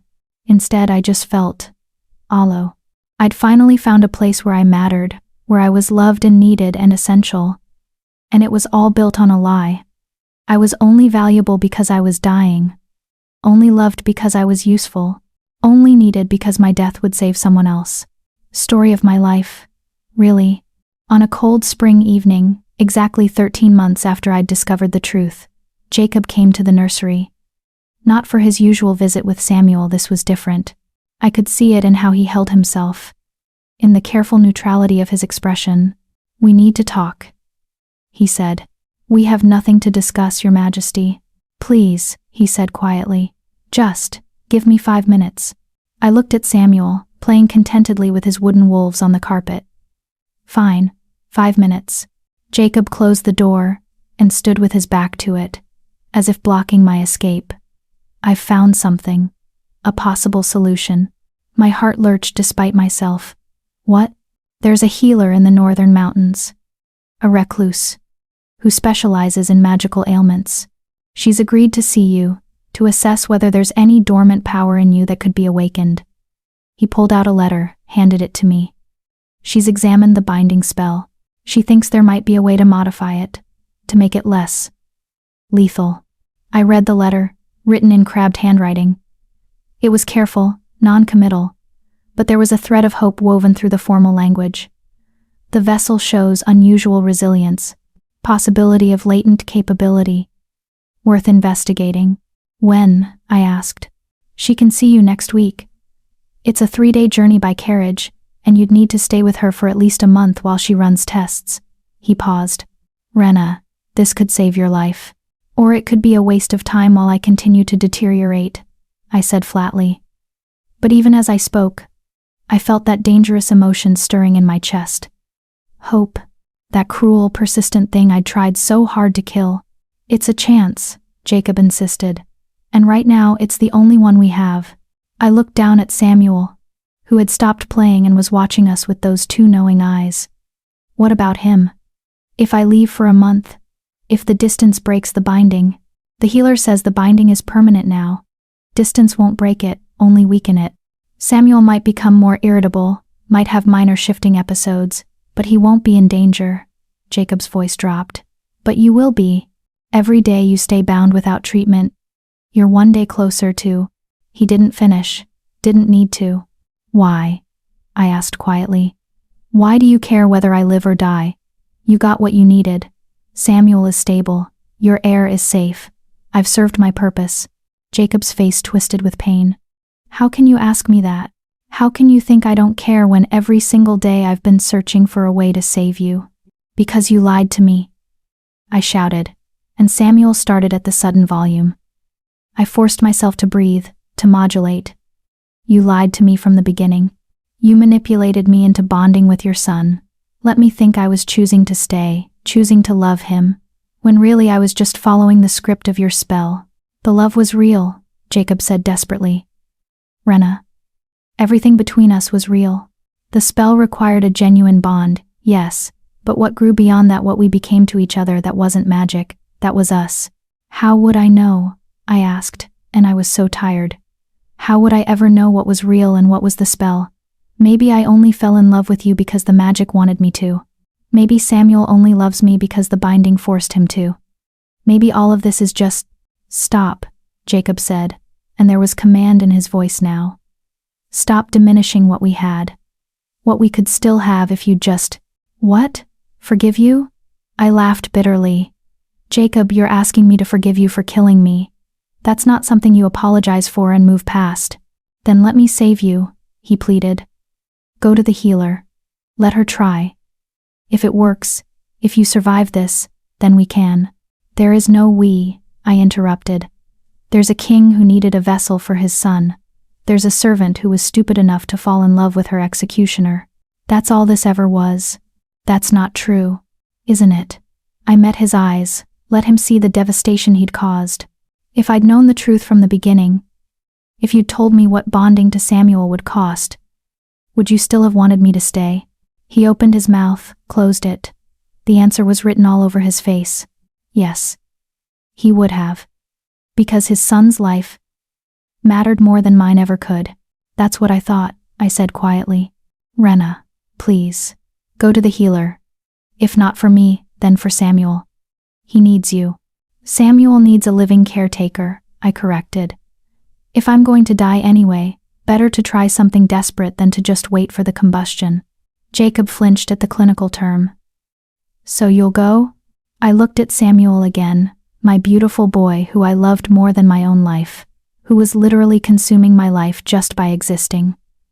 Yes. I'll go. Relief flooded Jacob's face.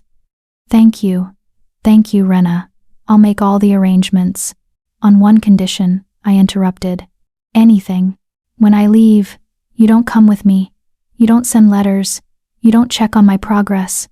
I forced the words out past the lump in my throat. I need distance from you, Jacob. I need to figure out who I am without you, without the spell, without any of this. And I can't do that if you're hovering. Pain flashed across his face, but he nodded. If that's what you need, it is. He moved toward the door, then paused. For what it's worth, Rena, I do love you. I know you don't believe me, and I know I have no right to expect you to. But it's true. Everything I said, everything I promised, it was all true. Maybe, I said, but true things can still be poisonous. He left without another word. The carriage came for me 1 week later, on a morning heavy with fog. Samuel cried when I said goodbye, not the desperate screams of his infancy, but the heartbroken sobs of a toddler who understood separation. Mama, come back? He kept asking, clinging to my skirts. Mama, come back? Yes, sweet boy, I promised, kneeling to hold him close. Mama will come back. I just need to go away for a little while, but I'll come back. I promise. Promise, he repeated, then held out his tiny hand, pinky extended, a gesture I'd taught him for sacred oaths. I linked my pinky with his, fighting tears. Promise. Jacob stood in the doorway, watching. We hadn't spoken since our last conversation, and we didn't speak now. But our eyes met for just a moment, and in his I saw everything: love, guilt, hope, despair, all tangled together into something too complex to name. Then I climbed into the carriage, and the palace disappeared behind me. The journey north took 3 days, as promised. We passed through forests that grew increasingly wild, villages that became increasingly sparse, until finally we reached the mountains where winter never quite released its grip.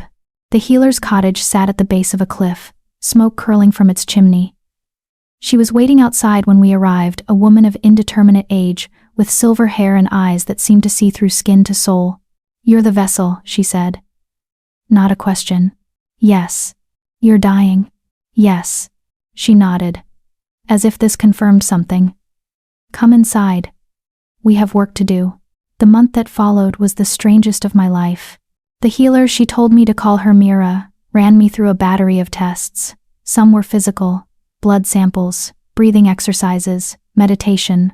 Others were magical, sitting in circles of salt and herbs while she chanted in languages I didn't understand, holding crystals that grew warm or cold in my hands, drinking bitter teas that made my vision swim.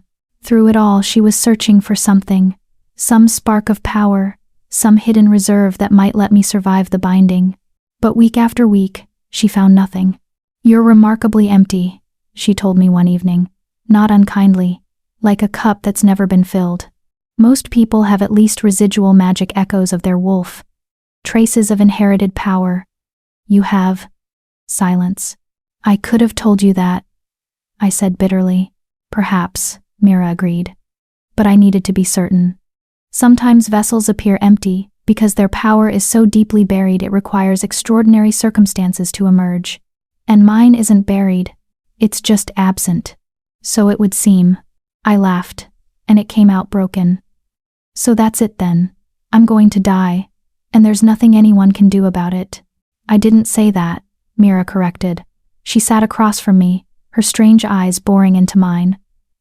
"There might be another way, dangerous, unprecedented, probably insane. Tell me." "The binding spell requires a vessel with dormant or absent magic. But what if we gave you magic, not awakened from within but gifted from without?" She leaned forward. "What if we found a donor, someone willing to transfer a portion of their power to you?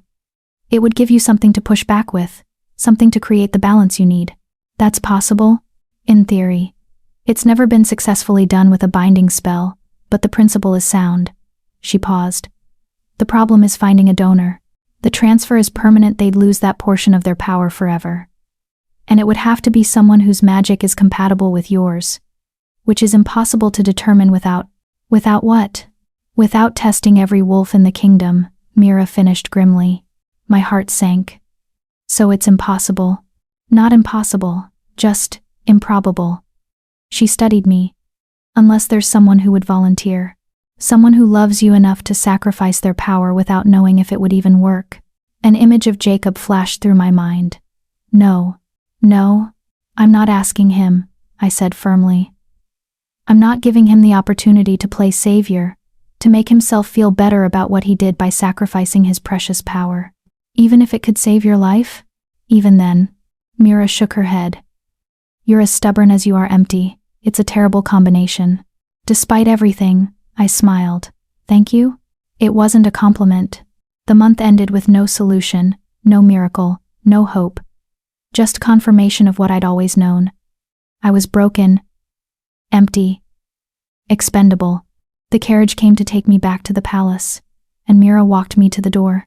"The king's son," she said as I was about to leave. "You love him, more than anything. And the king himself?" I paused, considering. I did. Maybe I still do, underneath the anger. I don't know anymore. "Then let me give you one piece of advice. Vessel to vessel, because yes, I was one too. Once upon a time. Different spell, different circumstances, but same basic premise." She gripped my shoulders. "Don't waste your remaining time on anger, on bitterness, on holding on to hurt. If you have a year left, maybe less, spend it living. Spend it loving. Spend it mattering to the people who need you." "I thought you survived," I said, confused. "You're here. You're alive." "I am," she agreed. "But the person I was before the binding? She died, and I wasted so much time being angry about what was taken from me that I forgot to appreciate what I still had." Her eyes grew distant. "By the time I learned to let go, the person I was angry at was already gone. And I never got to say goodbye." She released me, stepping back. "Go home, Rena. Make your peace. However much time you have left, make it count." I climbed into the carriage, her words echoing in my head. The return journey took 3 days, just like the trip north. But this time, I spent the hours thinking, remembering, letting myself feel all the things I'd been too angry to acknowledge. I did love Jacob, even after everything, even through the betrayal. Some part of me still loved him. Loved his gentle moments with Samuel, his rare smiles, the way he'd learned to crack open his stone exterior. Loved him despite knowing he'd manipulated me, because manipulation required caring enough to bother. He'd saved his son by sacrificing me. It was monstrous and practical and desperate all at once. And if our positions were reversed, if I'd had the power and Samuel had been dying and the only way to save him was to use someone else, would I have done differently? I wanted to say yes. Wanted to believe I'd choose honor over expedience, truth over necessity, but I wasn't sure. And that uncertainty felt important. The palace came into view on the third evening, its white marble glowing in the sunset. Home. When had I started thinking of it as home? When had I stopped feeling like a prisoner and started feeling like I belonged? The carriage stopped at the servants' entrance, and I climbed out with my small trunk. A footman I didn't recognize rushed forward to help, then froze when he saw my face. "Lady Rena," he stammered. "We weren't expecting that is," the king said. "You wouldn't be back for another week at least." "Plans changed," I said simply. "Where is Prince Samuel?" "In the nursery, my lady. But I should warn you."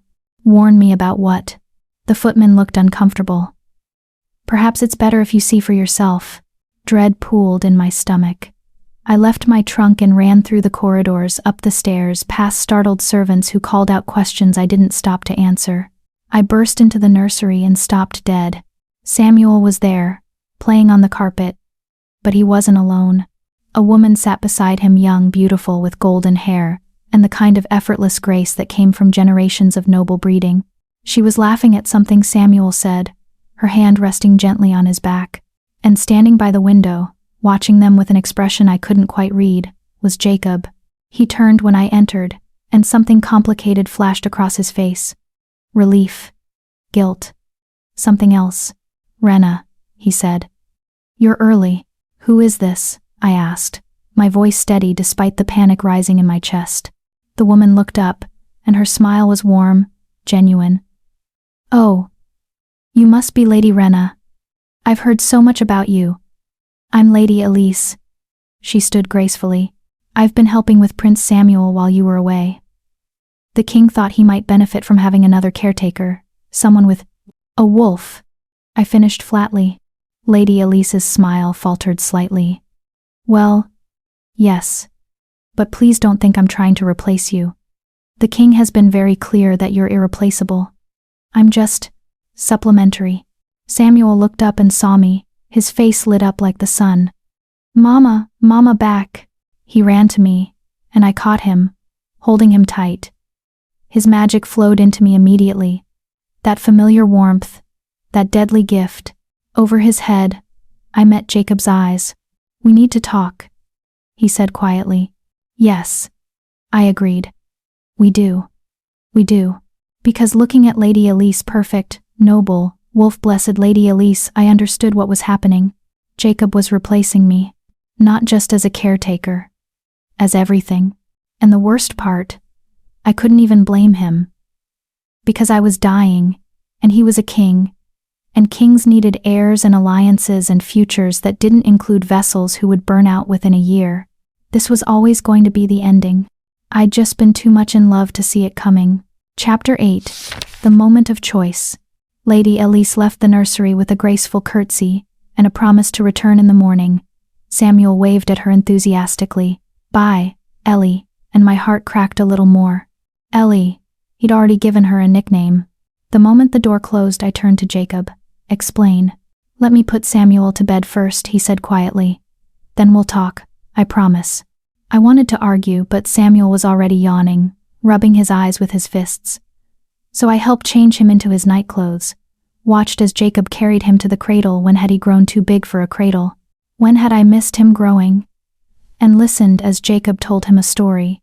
It was one of mine, the glass girl in the transparent kingdom, but Jacob had added to it, expanded it, made it ours. And Samuel drifted off to sleep with a smile on his face, secure in the knowledge that both his parents were there. Both his parents. When Samuel's breathing deepened into sleep, Jacob gestured toward the adjoining room, my room, though I'd barely spent time there in the past month. We sat in the chairs by the window, and for a long moment, neither of us spoke. "She's your betrothed," I said finally, not a question. "No," Jacob said firmly. "She's not. She's a candidate. Yes, her family has been pushing for an alliance, and politically it would make sense, but I haven't agreed to anything. Yet, he admitted. "Rena, you were gone for a month. A month where Samuel needed care, where the court was watching to see what I would do, where nobles were circling like vultures sensing weakness. I had to do something. So you brought in my replacement," I said flatly. "I brought in supplementary help," he corrected. "Someone who could ease the burden on you, who could learn your methods so that when," he stopped, "couldn't finish. When I die, I completed. You mean when I die and Samuel needs someone else, someone whole, someone with a wolf? Jacob's jaw tightened. Did Mira find anything? Any possibility? No, I interrupted. I'm exactly what I've always been. Empty, broken, dying. I laughed bitterly. She did suggest one option, finding a donor willing to transfer power to me. But that would require testing every wolf in the kingdom, and convincing someone to permanently sacrifice their magic on the slim chance it might save me. So, basically impossible. Jacob was very quiet. Then, I'll do it. What? I'll transfer my power to you. He leaned forward, intense. We can test compatibility. And if it works? No, I said immediately. Rena. No, Jacob. I'm not letting you sacrifice your wolf to save me. You're the Alpha King. Your power is what keeps this kingdom stable, what makes you strong enough to protect your people. I won't take that from you. My son's mother is more important than my power, he said fiercely. I'm not his mother, I whispered, and saying it out loud hurt more than I expected.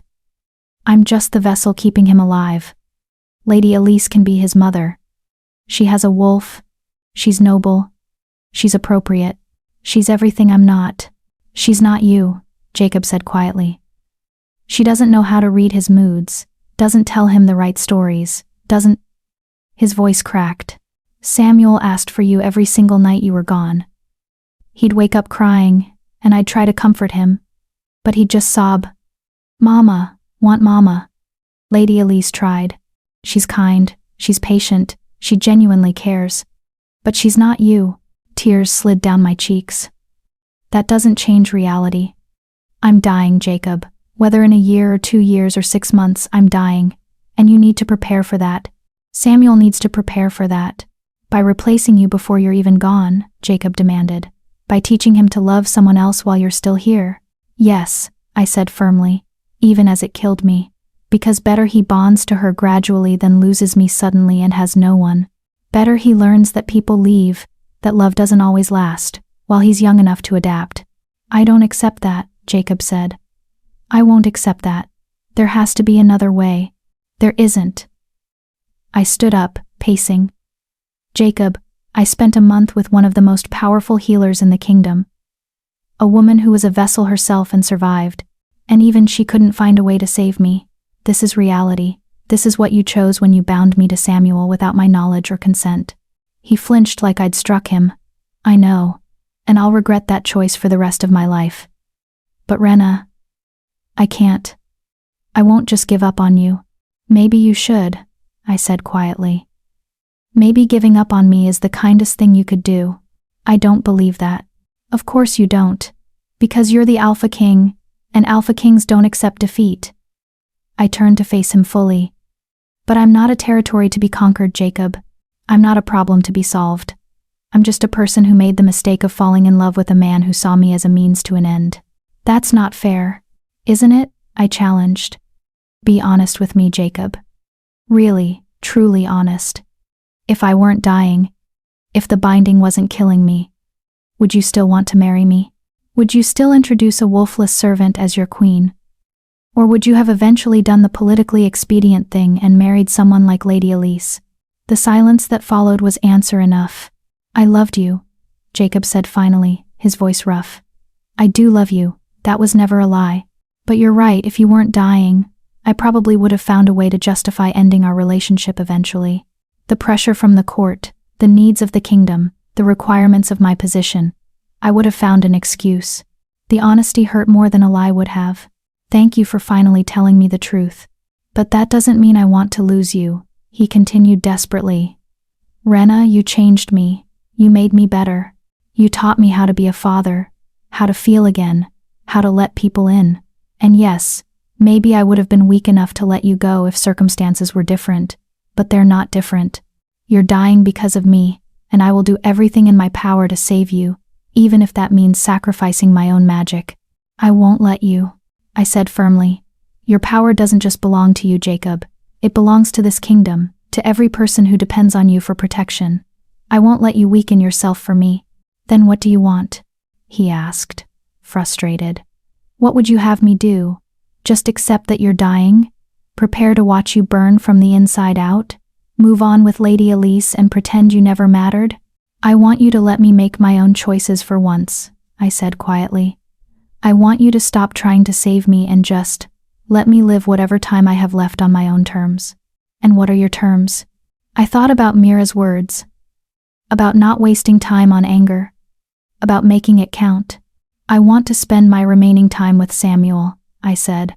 I want to help him grow, teach him everything I can, make sure he has enough memories of me that he won't forget. And I swallowed hard. I want to forgive you. Not because you deserve it, but because I don't want to spend whatever time I have left being angry. Jacob stared at me. You'd forgive me? After everything? I'm going to try, I said. Because Mira was right, holding on to hurt is just another way of dying. And I'm going to do enough of that already. He crossed the distance between us and pulled me into his arms, and I let him. Let myself sink into his warmth, his strength, his familiar scent. Let myself grieve for what we could have been if circumstances had been different. I don't deserve you, he whispered against my hair. No, I agreed. You really don't. We stood like that for a long time, holding each other, both knowing this was goodbye to something we'd never really had, a future, a chance, a love that wasn't built on lies and death, and desperate magic. When we finally pulled apart, Jacob cupped my face in his hands. If I can find a way, any way to save you, I will. Even if you hate me for it. I know, I said. That's what makes you both a good king and a terrible person. He smiled, sad and broken. Can we start over? Not as what we were, but as co-parents? Friends? Something that doesn't hurt quite so much? We can try, I said. It wasn't enough. It wasn't what either of us wanted, but it was all we had. The next 3 months fell into a new rhythm. Lady Elise came every morning to help with Samuel. She was, frustratingly, genuinely nice. Patient with Samuel, respectful to me, never overstepping or trying to claim authority she didn't have. We developed a careful partnership. I handled the difficult moments, the shifting episodes, the nighttime stories. She handled the public appearances, the court presentations, the noble children's playdates. We were training Samuel to love 2 mothers, knowing one of them wouldn't be there much longer. Jacob kept his distance, mostly. He still came for his nightly visits with Samuel, but the intimacy between us was gone, replaced by something careful and professional, and achingly sad. The magic kept building in my body. I could feel it constantly now, a pressure behind my ribs, a heat in my veins. Some mornings I'd wake up and my hands would be glowing faintly, power trying to escape through my skin. It didn't hurt yet, but I knew it would. Soon. The text said the final stage was quick. One day you'd be functional, managing. The next day the pain would start, and within hours, sometimes minutes, the combustion would begin. I tried not to think about it, tried to focus on Samuel, on making memories, on living instead of dying. But then came the announcement. I was walking through the gardens with Samuel when I heard the commotion, servants running, nobles gathering, an excitement in the air that felt wrong somehow. I picked up Samuel and headed toward the main courtyard, where a crowd was forming. Jacob stood on the steps, regal in his formal robes, flanked by advisors, and beside him, looking radiant in a gown of silver and blue, was Lady Elise. What's happening? I asked a nearby servant. The king is making an announcement, my lady, she said, barely able to contain her excitement. About the future of the kingdom. My stomach dropped. Jacob's eyes found mine in the crowd, and I saw apology there, regret, but also resolve. He was going to announce his engagement to Lady Elise. People of the realm, Jacob began, his voice carrying across the courtyard. Today I come before you to secure the future of our kingdom. As you know, Prince Samuel grows stronger each day, thanks to the dedicated care of his caretakers. His eyes flickered to me again, just for a moment. But a prince needs more than care. He needs stability. He needs family. He needs... The explosion cut him off. It happened so fast that later, I'd only remember fragments. The outer wall erupting in flames. Screams. Armed figures pouring through the breach, weapons drawn. Guards rushing to form a defensive line. An attack. Someone was attacking the palace. "Samuel," I screamed, clutching him tighter. He started crying, and I felt his magic surge, fear triggering his shifting. Jacob leaped from the steps, already shifting mid-air into his massive black wolf. His guards followed suit, a wave of transforming bodies meeting the attackers. But the attackers weren't just warriors. Some of them were magic users. I could see energy crackling between their hands, spells forming in the air. And one of them was running straight toward me, toward Samuel. This wasn't a random attack. This was an assassination attempt. Someone wanted the heir to the throne dead. I ran, clutching Samuel against my chest. I ran through the panicking crowd, heading for the palace interior. Behind me, I could hear fighting snarls and screams and the clash of weapons. I didn't look back. "Rena," a voice called. Lady Elise, running alongside me, her face pale but determined. "This way. There's a safe room." An energy bolt screamed past my head, close enough that I felt the heat. I dove to the side, shielding Samuel with my body as I hit the ground. Pain exploded through my shoulder. But I didn't let go. The attacker stood over us, magic crackling in his hands, a triumphant grin on his face. The Wolfless vessel and the bastard prince. 2 problems, 1 solution. He raised his hands, and I saw death coming. Then Lady Elise slammed into him from the side, her wolf form already emerging. They went down in a tangle of limbs and fur, and she screamed, "Run!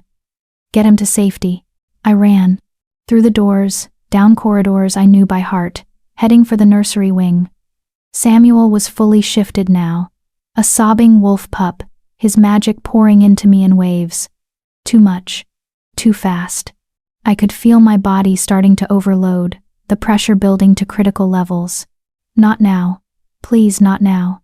I burst into the nursery and slammed the door, throwing the bolt. Then I collapsed against it, gasping, holding Samuel close. "It's okay," I whispered, even though it wasn't. "We're safe." "You're safe." Samuel shifted back to human, hiccuping with sobs. "Mama, scared." "Mama, hurt?" I looked down and realized I was bleeding. The energy bolt had clipped my shoulder, leaving a burn that was already blistering. But that wasn't what worried me. My hands were glowing, not faintly, like in the mornings, brightly, burning from the inside. Oh no, the final stage had begun. The door shuddered as something heavy slammed against it. Not guards, not rescue. The attackers had followed. I had minutes, maybe less, before they broke through. Before they killed Samuel. Before my body gave out entirely. I looked around the nursery desperately, searching for something, anything that could help.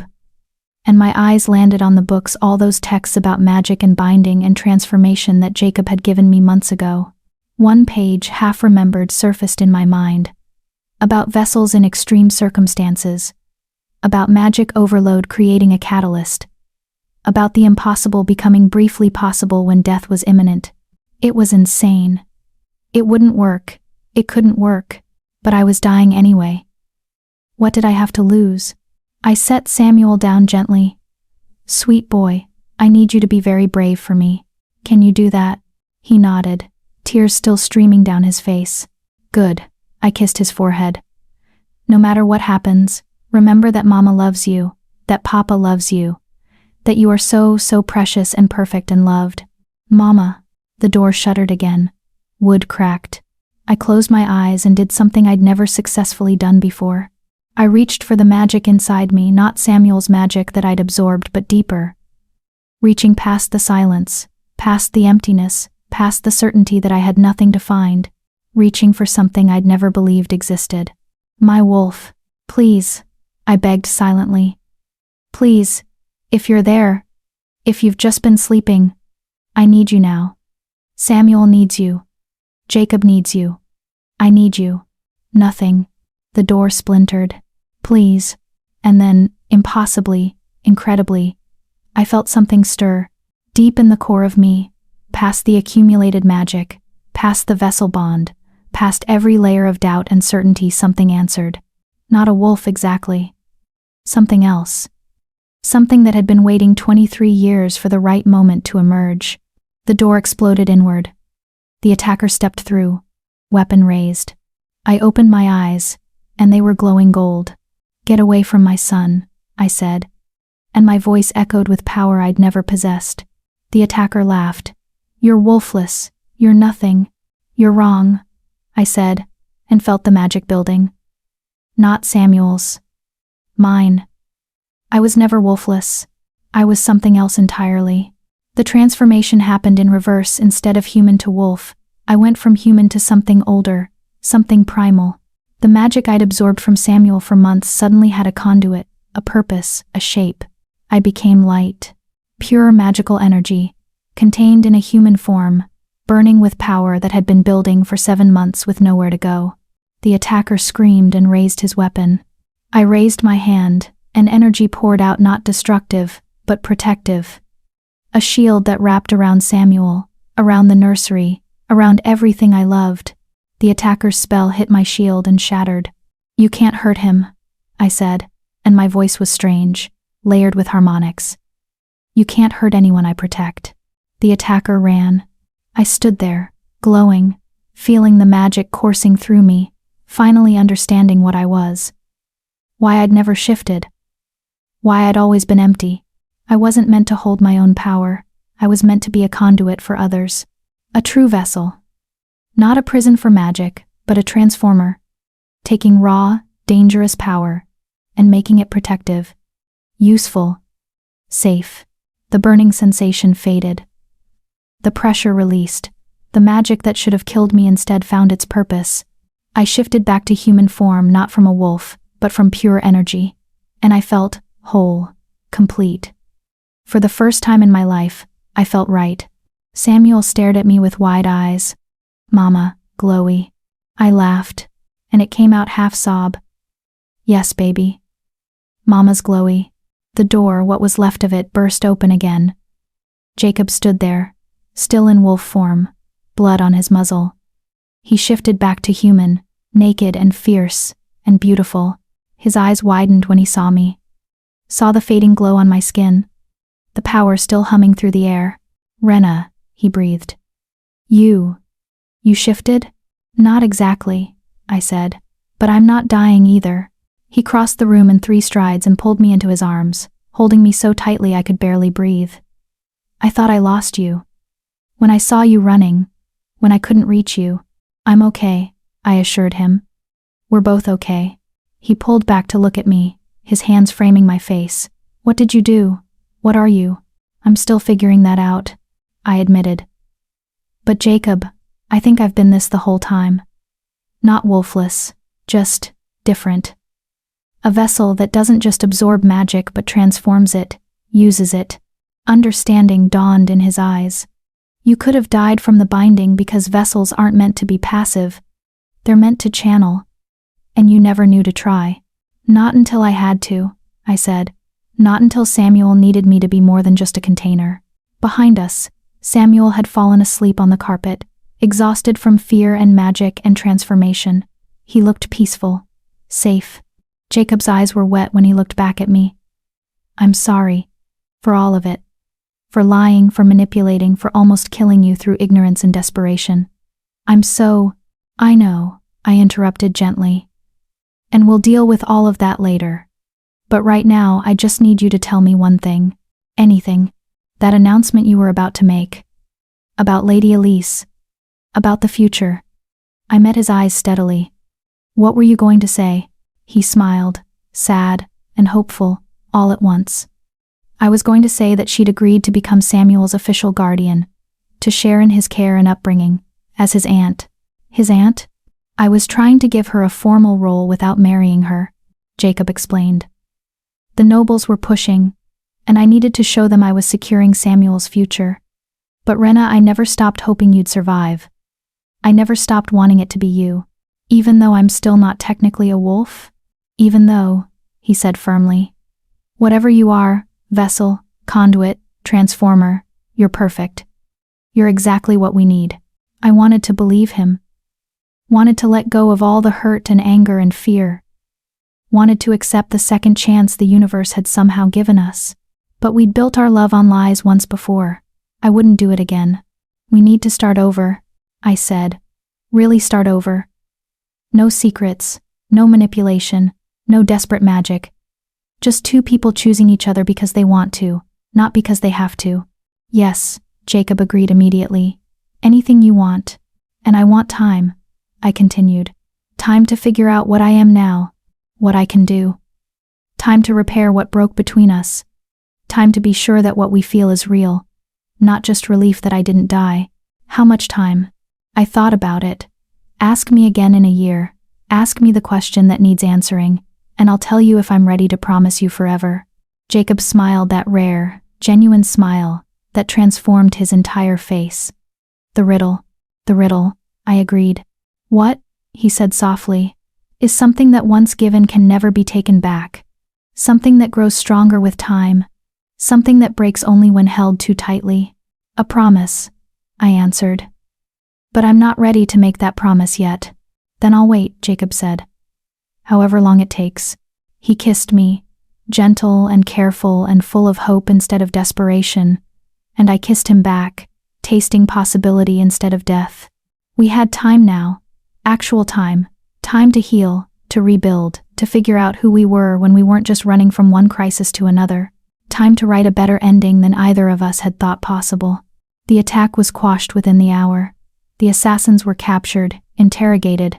It turned out to be a coup attempt from a rival family who'd never accepted Jacob's rule. They'd hoped that killing both Samuel and me would destabilize the throne enough to seize power. They'd failed. Lady Elise had survived, though she'd been badly wounded protecting Samuel. She recovered over the following weeks. And true to Jacob's word, she became Samuel's official guardian, an aunt. She took her role seriously. And she and I developed a genuine friendship, two women who loved the same little boy, working together to raise him right. Mira visited 3 months later to assess my transformation. She ran her tests, studied the way I channeled magic now, and finally declared me the first case of a vessel who'd successfully transformed their nature instead of dying from it. You're going to revolutionize how we think about magic, she told me. About people who seem powerless. You might save countless lives. I just wanted to save one, I said, looking at Samuel. Well, Mira said with a rare smile. You did that too. The year passed slowly and quickly all at once. Samuel grew, learned to control his shifting completely, became a bright, happy child who told elaborate stories and made everyone around him smile. Jacob and I rebuilt our relationship brick by careful brick dating properly this time, with courting rituals and chaperoned walks and everything we'd skipped before. Learning each other without desperation, coloring every interaction. And I learned what I was. What I could do. I could take dangerous magic and make it safe. Could absorb curses and transform them into blessings. Could stand between harm and the people I loved and turn that harm into protection. I was a shield. A guardian. A transformer of pain into purpose. I was exactly what I was always meant to be. On the 1-year anniversary of my transformation, Jacob came to the library where I was reading with Samuel. He was dressed formally, and there was something in his expression that made my heart race. Samuel, he said gently. Could you give your mother and me a moment alone? Samuel looked between us, then grinned too, knowing for a child not yet 2. Papa, ask Mom a question? Yes, Jacob said, smiling. Papa's going to ask Mama a question. Mama, say yes, Samuel declared. Then ran off to find Lady Elise, giggling. I stood facing Jacob across the table covered in books. A question? A riddle, he corrected, coming around the table. He took my hands in his, and they were shaking slightly. Rena of House Ashfeld, vessel and transformer. Mother of my child and keeper of my heart, I have a question for you. I'm listening. What? He asked, his eyes never leaving mine. Is something that once given can never be taken back. Something that grows stronger with time. Something that breaks only when held too tightly. A promise, I answered, my voice steady despite my racing heart. Then promise me, Jacob said. Promise me forever. Promise me that we'll face whatever comes together. Promise me that you'll be my queen. Not because I need you to be, but because you choose it, because we choose each other. I thought about everything we'd been through, the lies and truths, the death and transformation, the breaking and healing. I thought about the girl I'd been convinced she was worthless, that being broken meant being less. And I thought about the woman I'd become, someone who transformed pain into power. Someone who saved lives by accepting their burdens. Someone who'd learned that being different wasn't the same as being defective. I promise, I said. I choose you. I choose us. I choose this impossible, complicated, beautiful life we're building together. Jacob pulled out the moonstone ring, his mother's ring, the one he'd given me once before. May I? Yes, I said, and let him slip it onto my finger. He kissed me then, deep and slow and full of promise, and I tasted our future full of challenges and joy and moments both ordinary and magical. When we pulled apart, Samuel came running back in, Lady Elise following with an indulgent smile. Mama said yes? Samuel asked hopefully. Mama said yes, I confirmed, laughing as he launched himself at us. We caught him together, the three of us collapsing into a pile of laughter and happiness and love that was messy and imperfect and real. Tell story, Samuel demanded. Tell story about Mama and Papa. Once upon a time, Jacob began, looking at me with everything we'd survived written in his eyes. Once upon a time, I continued, taking his hand, there was a girl who thought she was broken and a king who thought he was stone. And?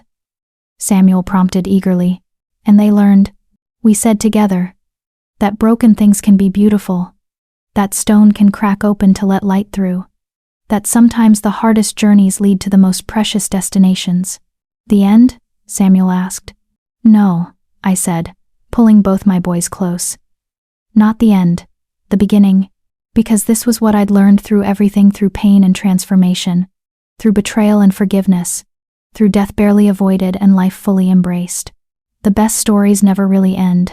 They just keep growing, keep changing, keep becoming something more than they were.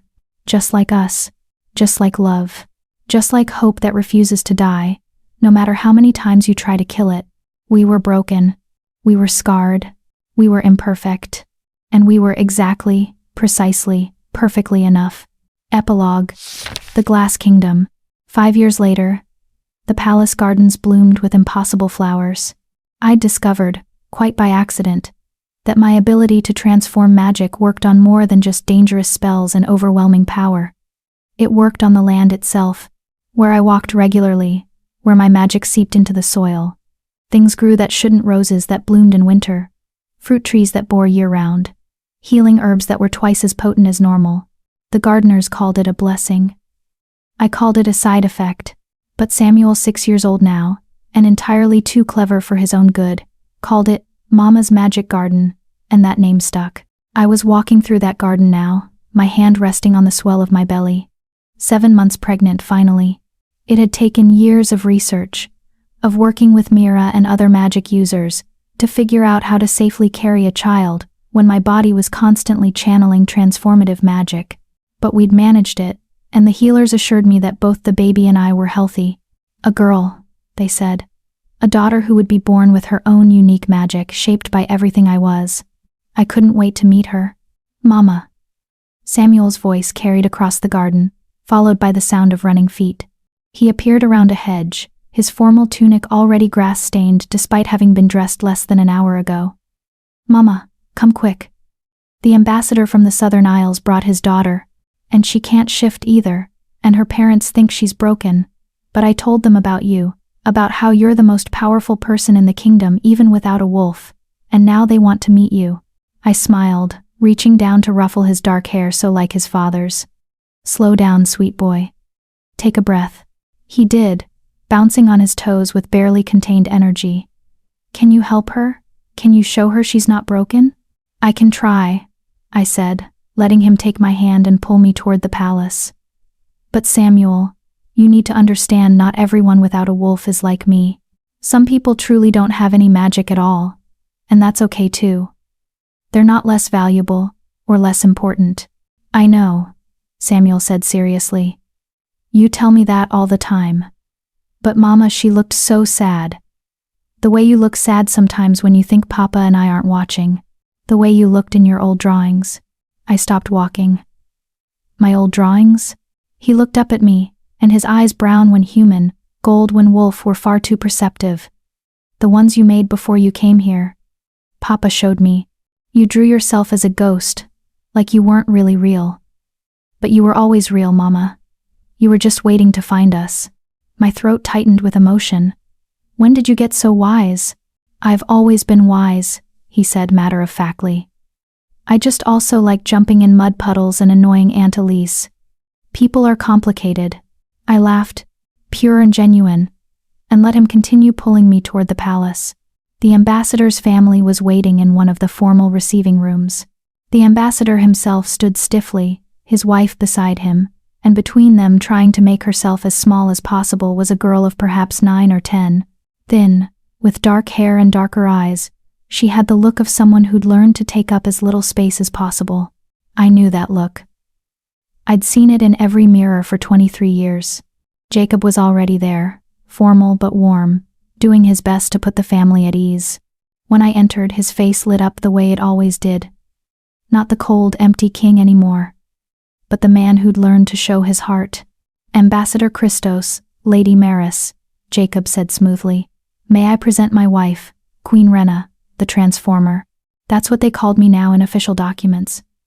Not the Wolfless Queen or the vessel. The Transformer. The woman who'd changed how the kingdom understood magic and power and worth. Your Majesty, the ambassador said, bowing deeply. His wife followed suit, and after a moment's hesitation, so did their daughter. Please, I said gently. There's no need for such formality. Prince Samuel tells me your daughter has a question for me. The girl they introduced her as Lyra looked up with startled eyes. I don't want to bother your Majesty with. You're not a bother, I interrupted softly, kneeling down to her level despite my pregnant belly making it awkward. And I think I know what you want to ask. You want to know if there's hope for someone like you. Someone who can't shift. Tears filled Lyra's eyes. Everyone says I'm defective, that I'm a shame to my family, that I'll never be anything important because I don't have a wolf. They're wrong, I said simply. And I'm proof they're wrong. But you're special, Lyra protested. You're the Transformer. You have magic. I don't have anything. You have yourself, I told her. And Lyra, that's more than enough. I didn't discover my magic until I was 23 years old. And only then because circumstances forced it out of me. Before that, I was exactly like you, certain I was broken, certain I'd never matter. What changed? She whispered. I stopped trying to be what everyone else wanted me to be, I said. I stopped measuring myself against wolves and started asking what I could do as myself. And it turned out that being different, being unable to shift, made me uniquely capable of other things, things that no one else could do. I took her small hand in mine. You might discover magic someday. You might not. But either way, you have value, you have purpose. You just have to stop looking for it in other people's expectations and start looking for it in your own heart. How? She asked, and the desperate hope in her voice broke my heart. By finding the people and things that make you feel real instead of invisible, I said. By telling stories or growing gardens or solving puzzles or whatever makes you feel like yourself. By remembering that being different doesn't mean being less, it just means you're meant for a different path. Lyra stared at me for a long moment, then threw her arms around my neck, sobbing. I held her, this little girl who was so much like I'd been, and whispered the words I'd needed to hear at her age. You are not broken. You are not a mistake. You are exactly who you're meant to be. And the world needs you exactly as you are. When her parents collected her with profuse thanks and promises to write, Samuel hugged her and told her firmly that wolfless people were actually the coolest. My mama defeated an entire group of assassins without shifting once, he bragged. Try doing that with just a wolf form. I bet you can do amazing things too. Lyra left with her head held a little higher, her shoulders a little straighter. Would it be enough? Would she find her path? I didn't know. But I'd planted a seed of hope. And sometimes that's all anyone needs. That evening, after Samuel was asleep and the palace had settled into quiet, Jacob and I sat together in our private chambers. He'd given me the queen's suite when we married, but I'd insisted on keeping my room in the nursery wing too, a reminder of where we'd started, of the journey we'd taken. You were beautiful today, Jacob said, his hand resting on my belly, feeling our daughter kick. I was covered in garden dirt and probably smelled like fertilizer, I pointed out. Still beautiful, he insisted. Rena, Do you know what I see when I look at you? A woman who's far too pregnant to see her own feet. He laughed, that rare sound that I'd learned to cherish. I see the person who saved my son, who saved me, who taught an entire kingdom that power comes in forms we never expected, and that the people we dismiss might be the ones we need most. Careful, I teased. People will think you've gone soft. I have gone soft, he admitted. At least where you're concerned. Where our family is concerned. He leaned in to kiss me, soft and sweet. And I don't regret it for a moment. Not even when the nobles complain about having a wolfless queen. Especially not then, he said firmly. Let them complain. You've done more for this kingdom in 5 years than most queens do in a lifetime. You've changed how we think about magic, about worth, about who deserves respect and opportunity. We changed it, I corrected. Together. Together. He agreed. Our daughter kicked again, stronger this time, and we both laughed. She's going to be trouble, I predicted. With you and Samuel teaching her? Absolutely, Jacob said, then sobered slightly. Are you afraid? About what kind of magic she might have? A little, I admitted. But mostly I'm excited. Whatever she is, whatever she can do, we'll help her figure it out. We'll make sure she never feels broken or less than. We'll give her what neither of us had. Unconditional acceptance from the beginning. The beginning, Jacob repeated softly. That's what you said when I asked you to marry me. That it wasn't the end, but the beginning. And I was right, I said. Look at everything we've built. The Magic Research Center where vessels like me can learn to channel instead of just absorb. The scholarship program for wolfless children. The new laws protecting people with non-traditional magic. The garden that feeds half the city with healing herbs. The family, Jacob added quietly. Don't forget the family. Never, I promised. That's the most important part. We sat in comfortable silence, his hand on my belly, my head on his shoulder, both of us feeling our daughter move between us. Creating life, creating hope, creating a future that neither of us could have imagined when we first met. Rena? Jacob said after a while. Thank you. For what? For not giving up, he said quietly. For forgiving me when I didn't deserve it. For choosing to stay, to fight, to transform everything broken between us into something beautiful. Thank you for giving me a reason to fight, I replied. For showing me that I was worth saving. For being patient while I learned to trust again. Always, he promised. For however long forever lasts, I'm yours. And I'm yours, I said. Broken pieces and all. You're not broken anymore. No, I agreed, smiling. But I'll always be the girl who was. And that's okay, because she's the reason I understand people like Lyra. She's the reason I can help others who feel invisible and worthless. She's part of my story, and I wouldn't erase her even if I could. Jacob kissed my temple. I love you. All of you. Every version of you that's ever existed. I love you too, I said. Even the parts that are still learning not to be stone. We held each other as night deepened outside our window, as our daughter moved inside me, as somewhere in the palace our son dreamed whatever dreams 6-year-olds dream. This was my life now. This was my kingdom, not the realm outside. But this family, this love, this second chance that I'd almost not lived to see. I thought about that girl I used to be standing outside during full moons, waiting to transform, certain she'd never be enough. And I wished I could go back and tell her, you are enough. You've always been enough. Your power isn't in your wolf, it's in your heart. Your courage. Your ability to hold broken things and make them whole. You're going to save lives, change lives, build a kingdom of broken made beautiful. You're going to matter. So hold on. Keep hoping. Keep breathing. Your story isn't over, it's just beginning. And maybe, somehow, across time and space, that girl could hear me. Maybe she could feel the echo of the future she'd someday build. Maybe she could hold on just a little longer, through one more painful day, one more night of doubt, one more moment of despair. Because this love, this family, this purpose was waiting for her at the end of the darkness.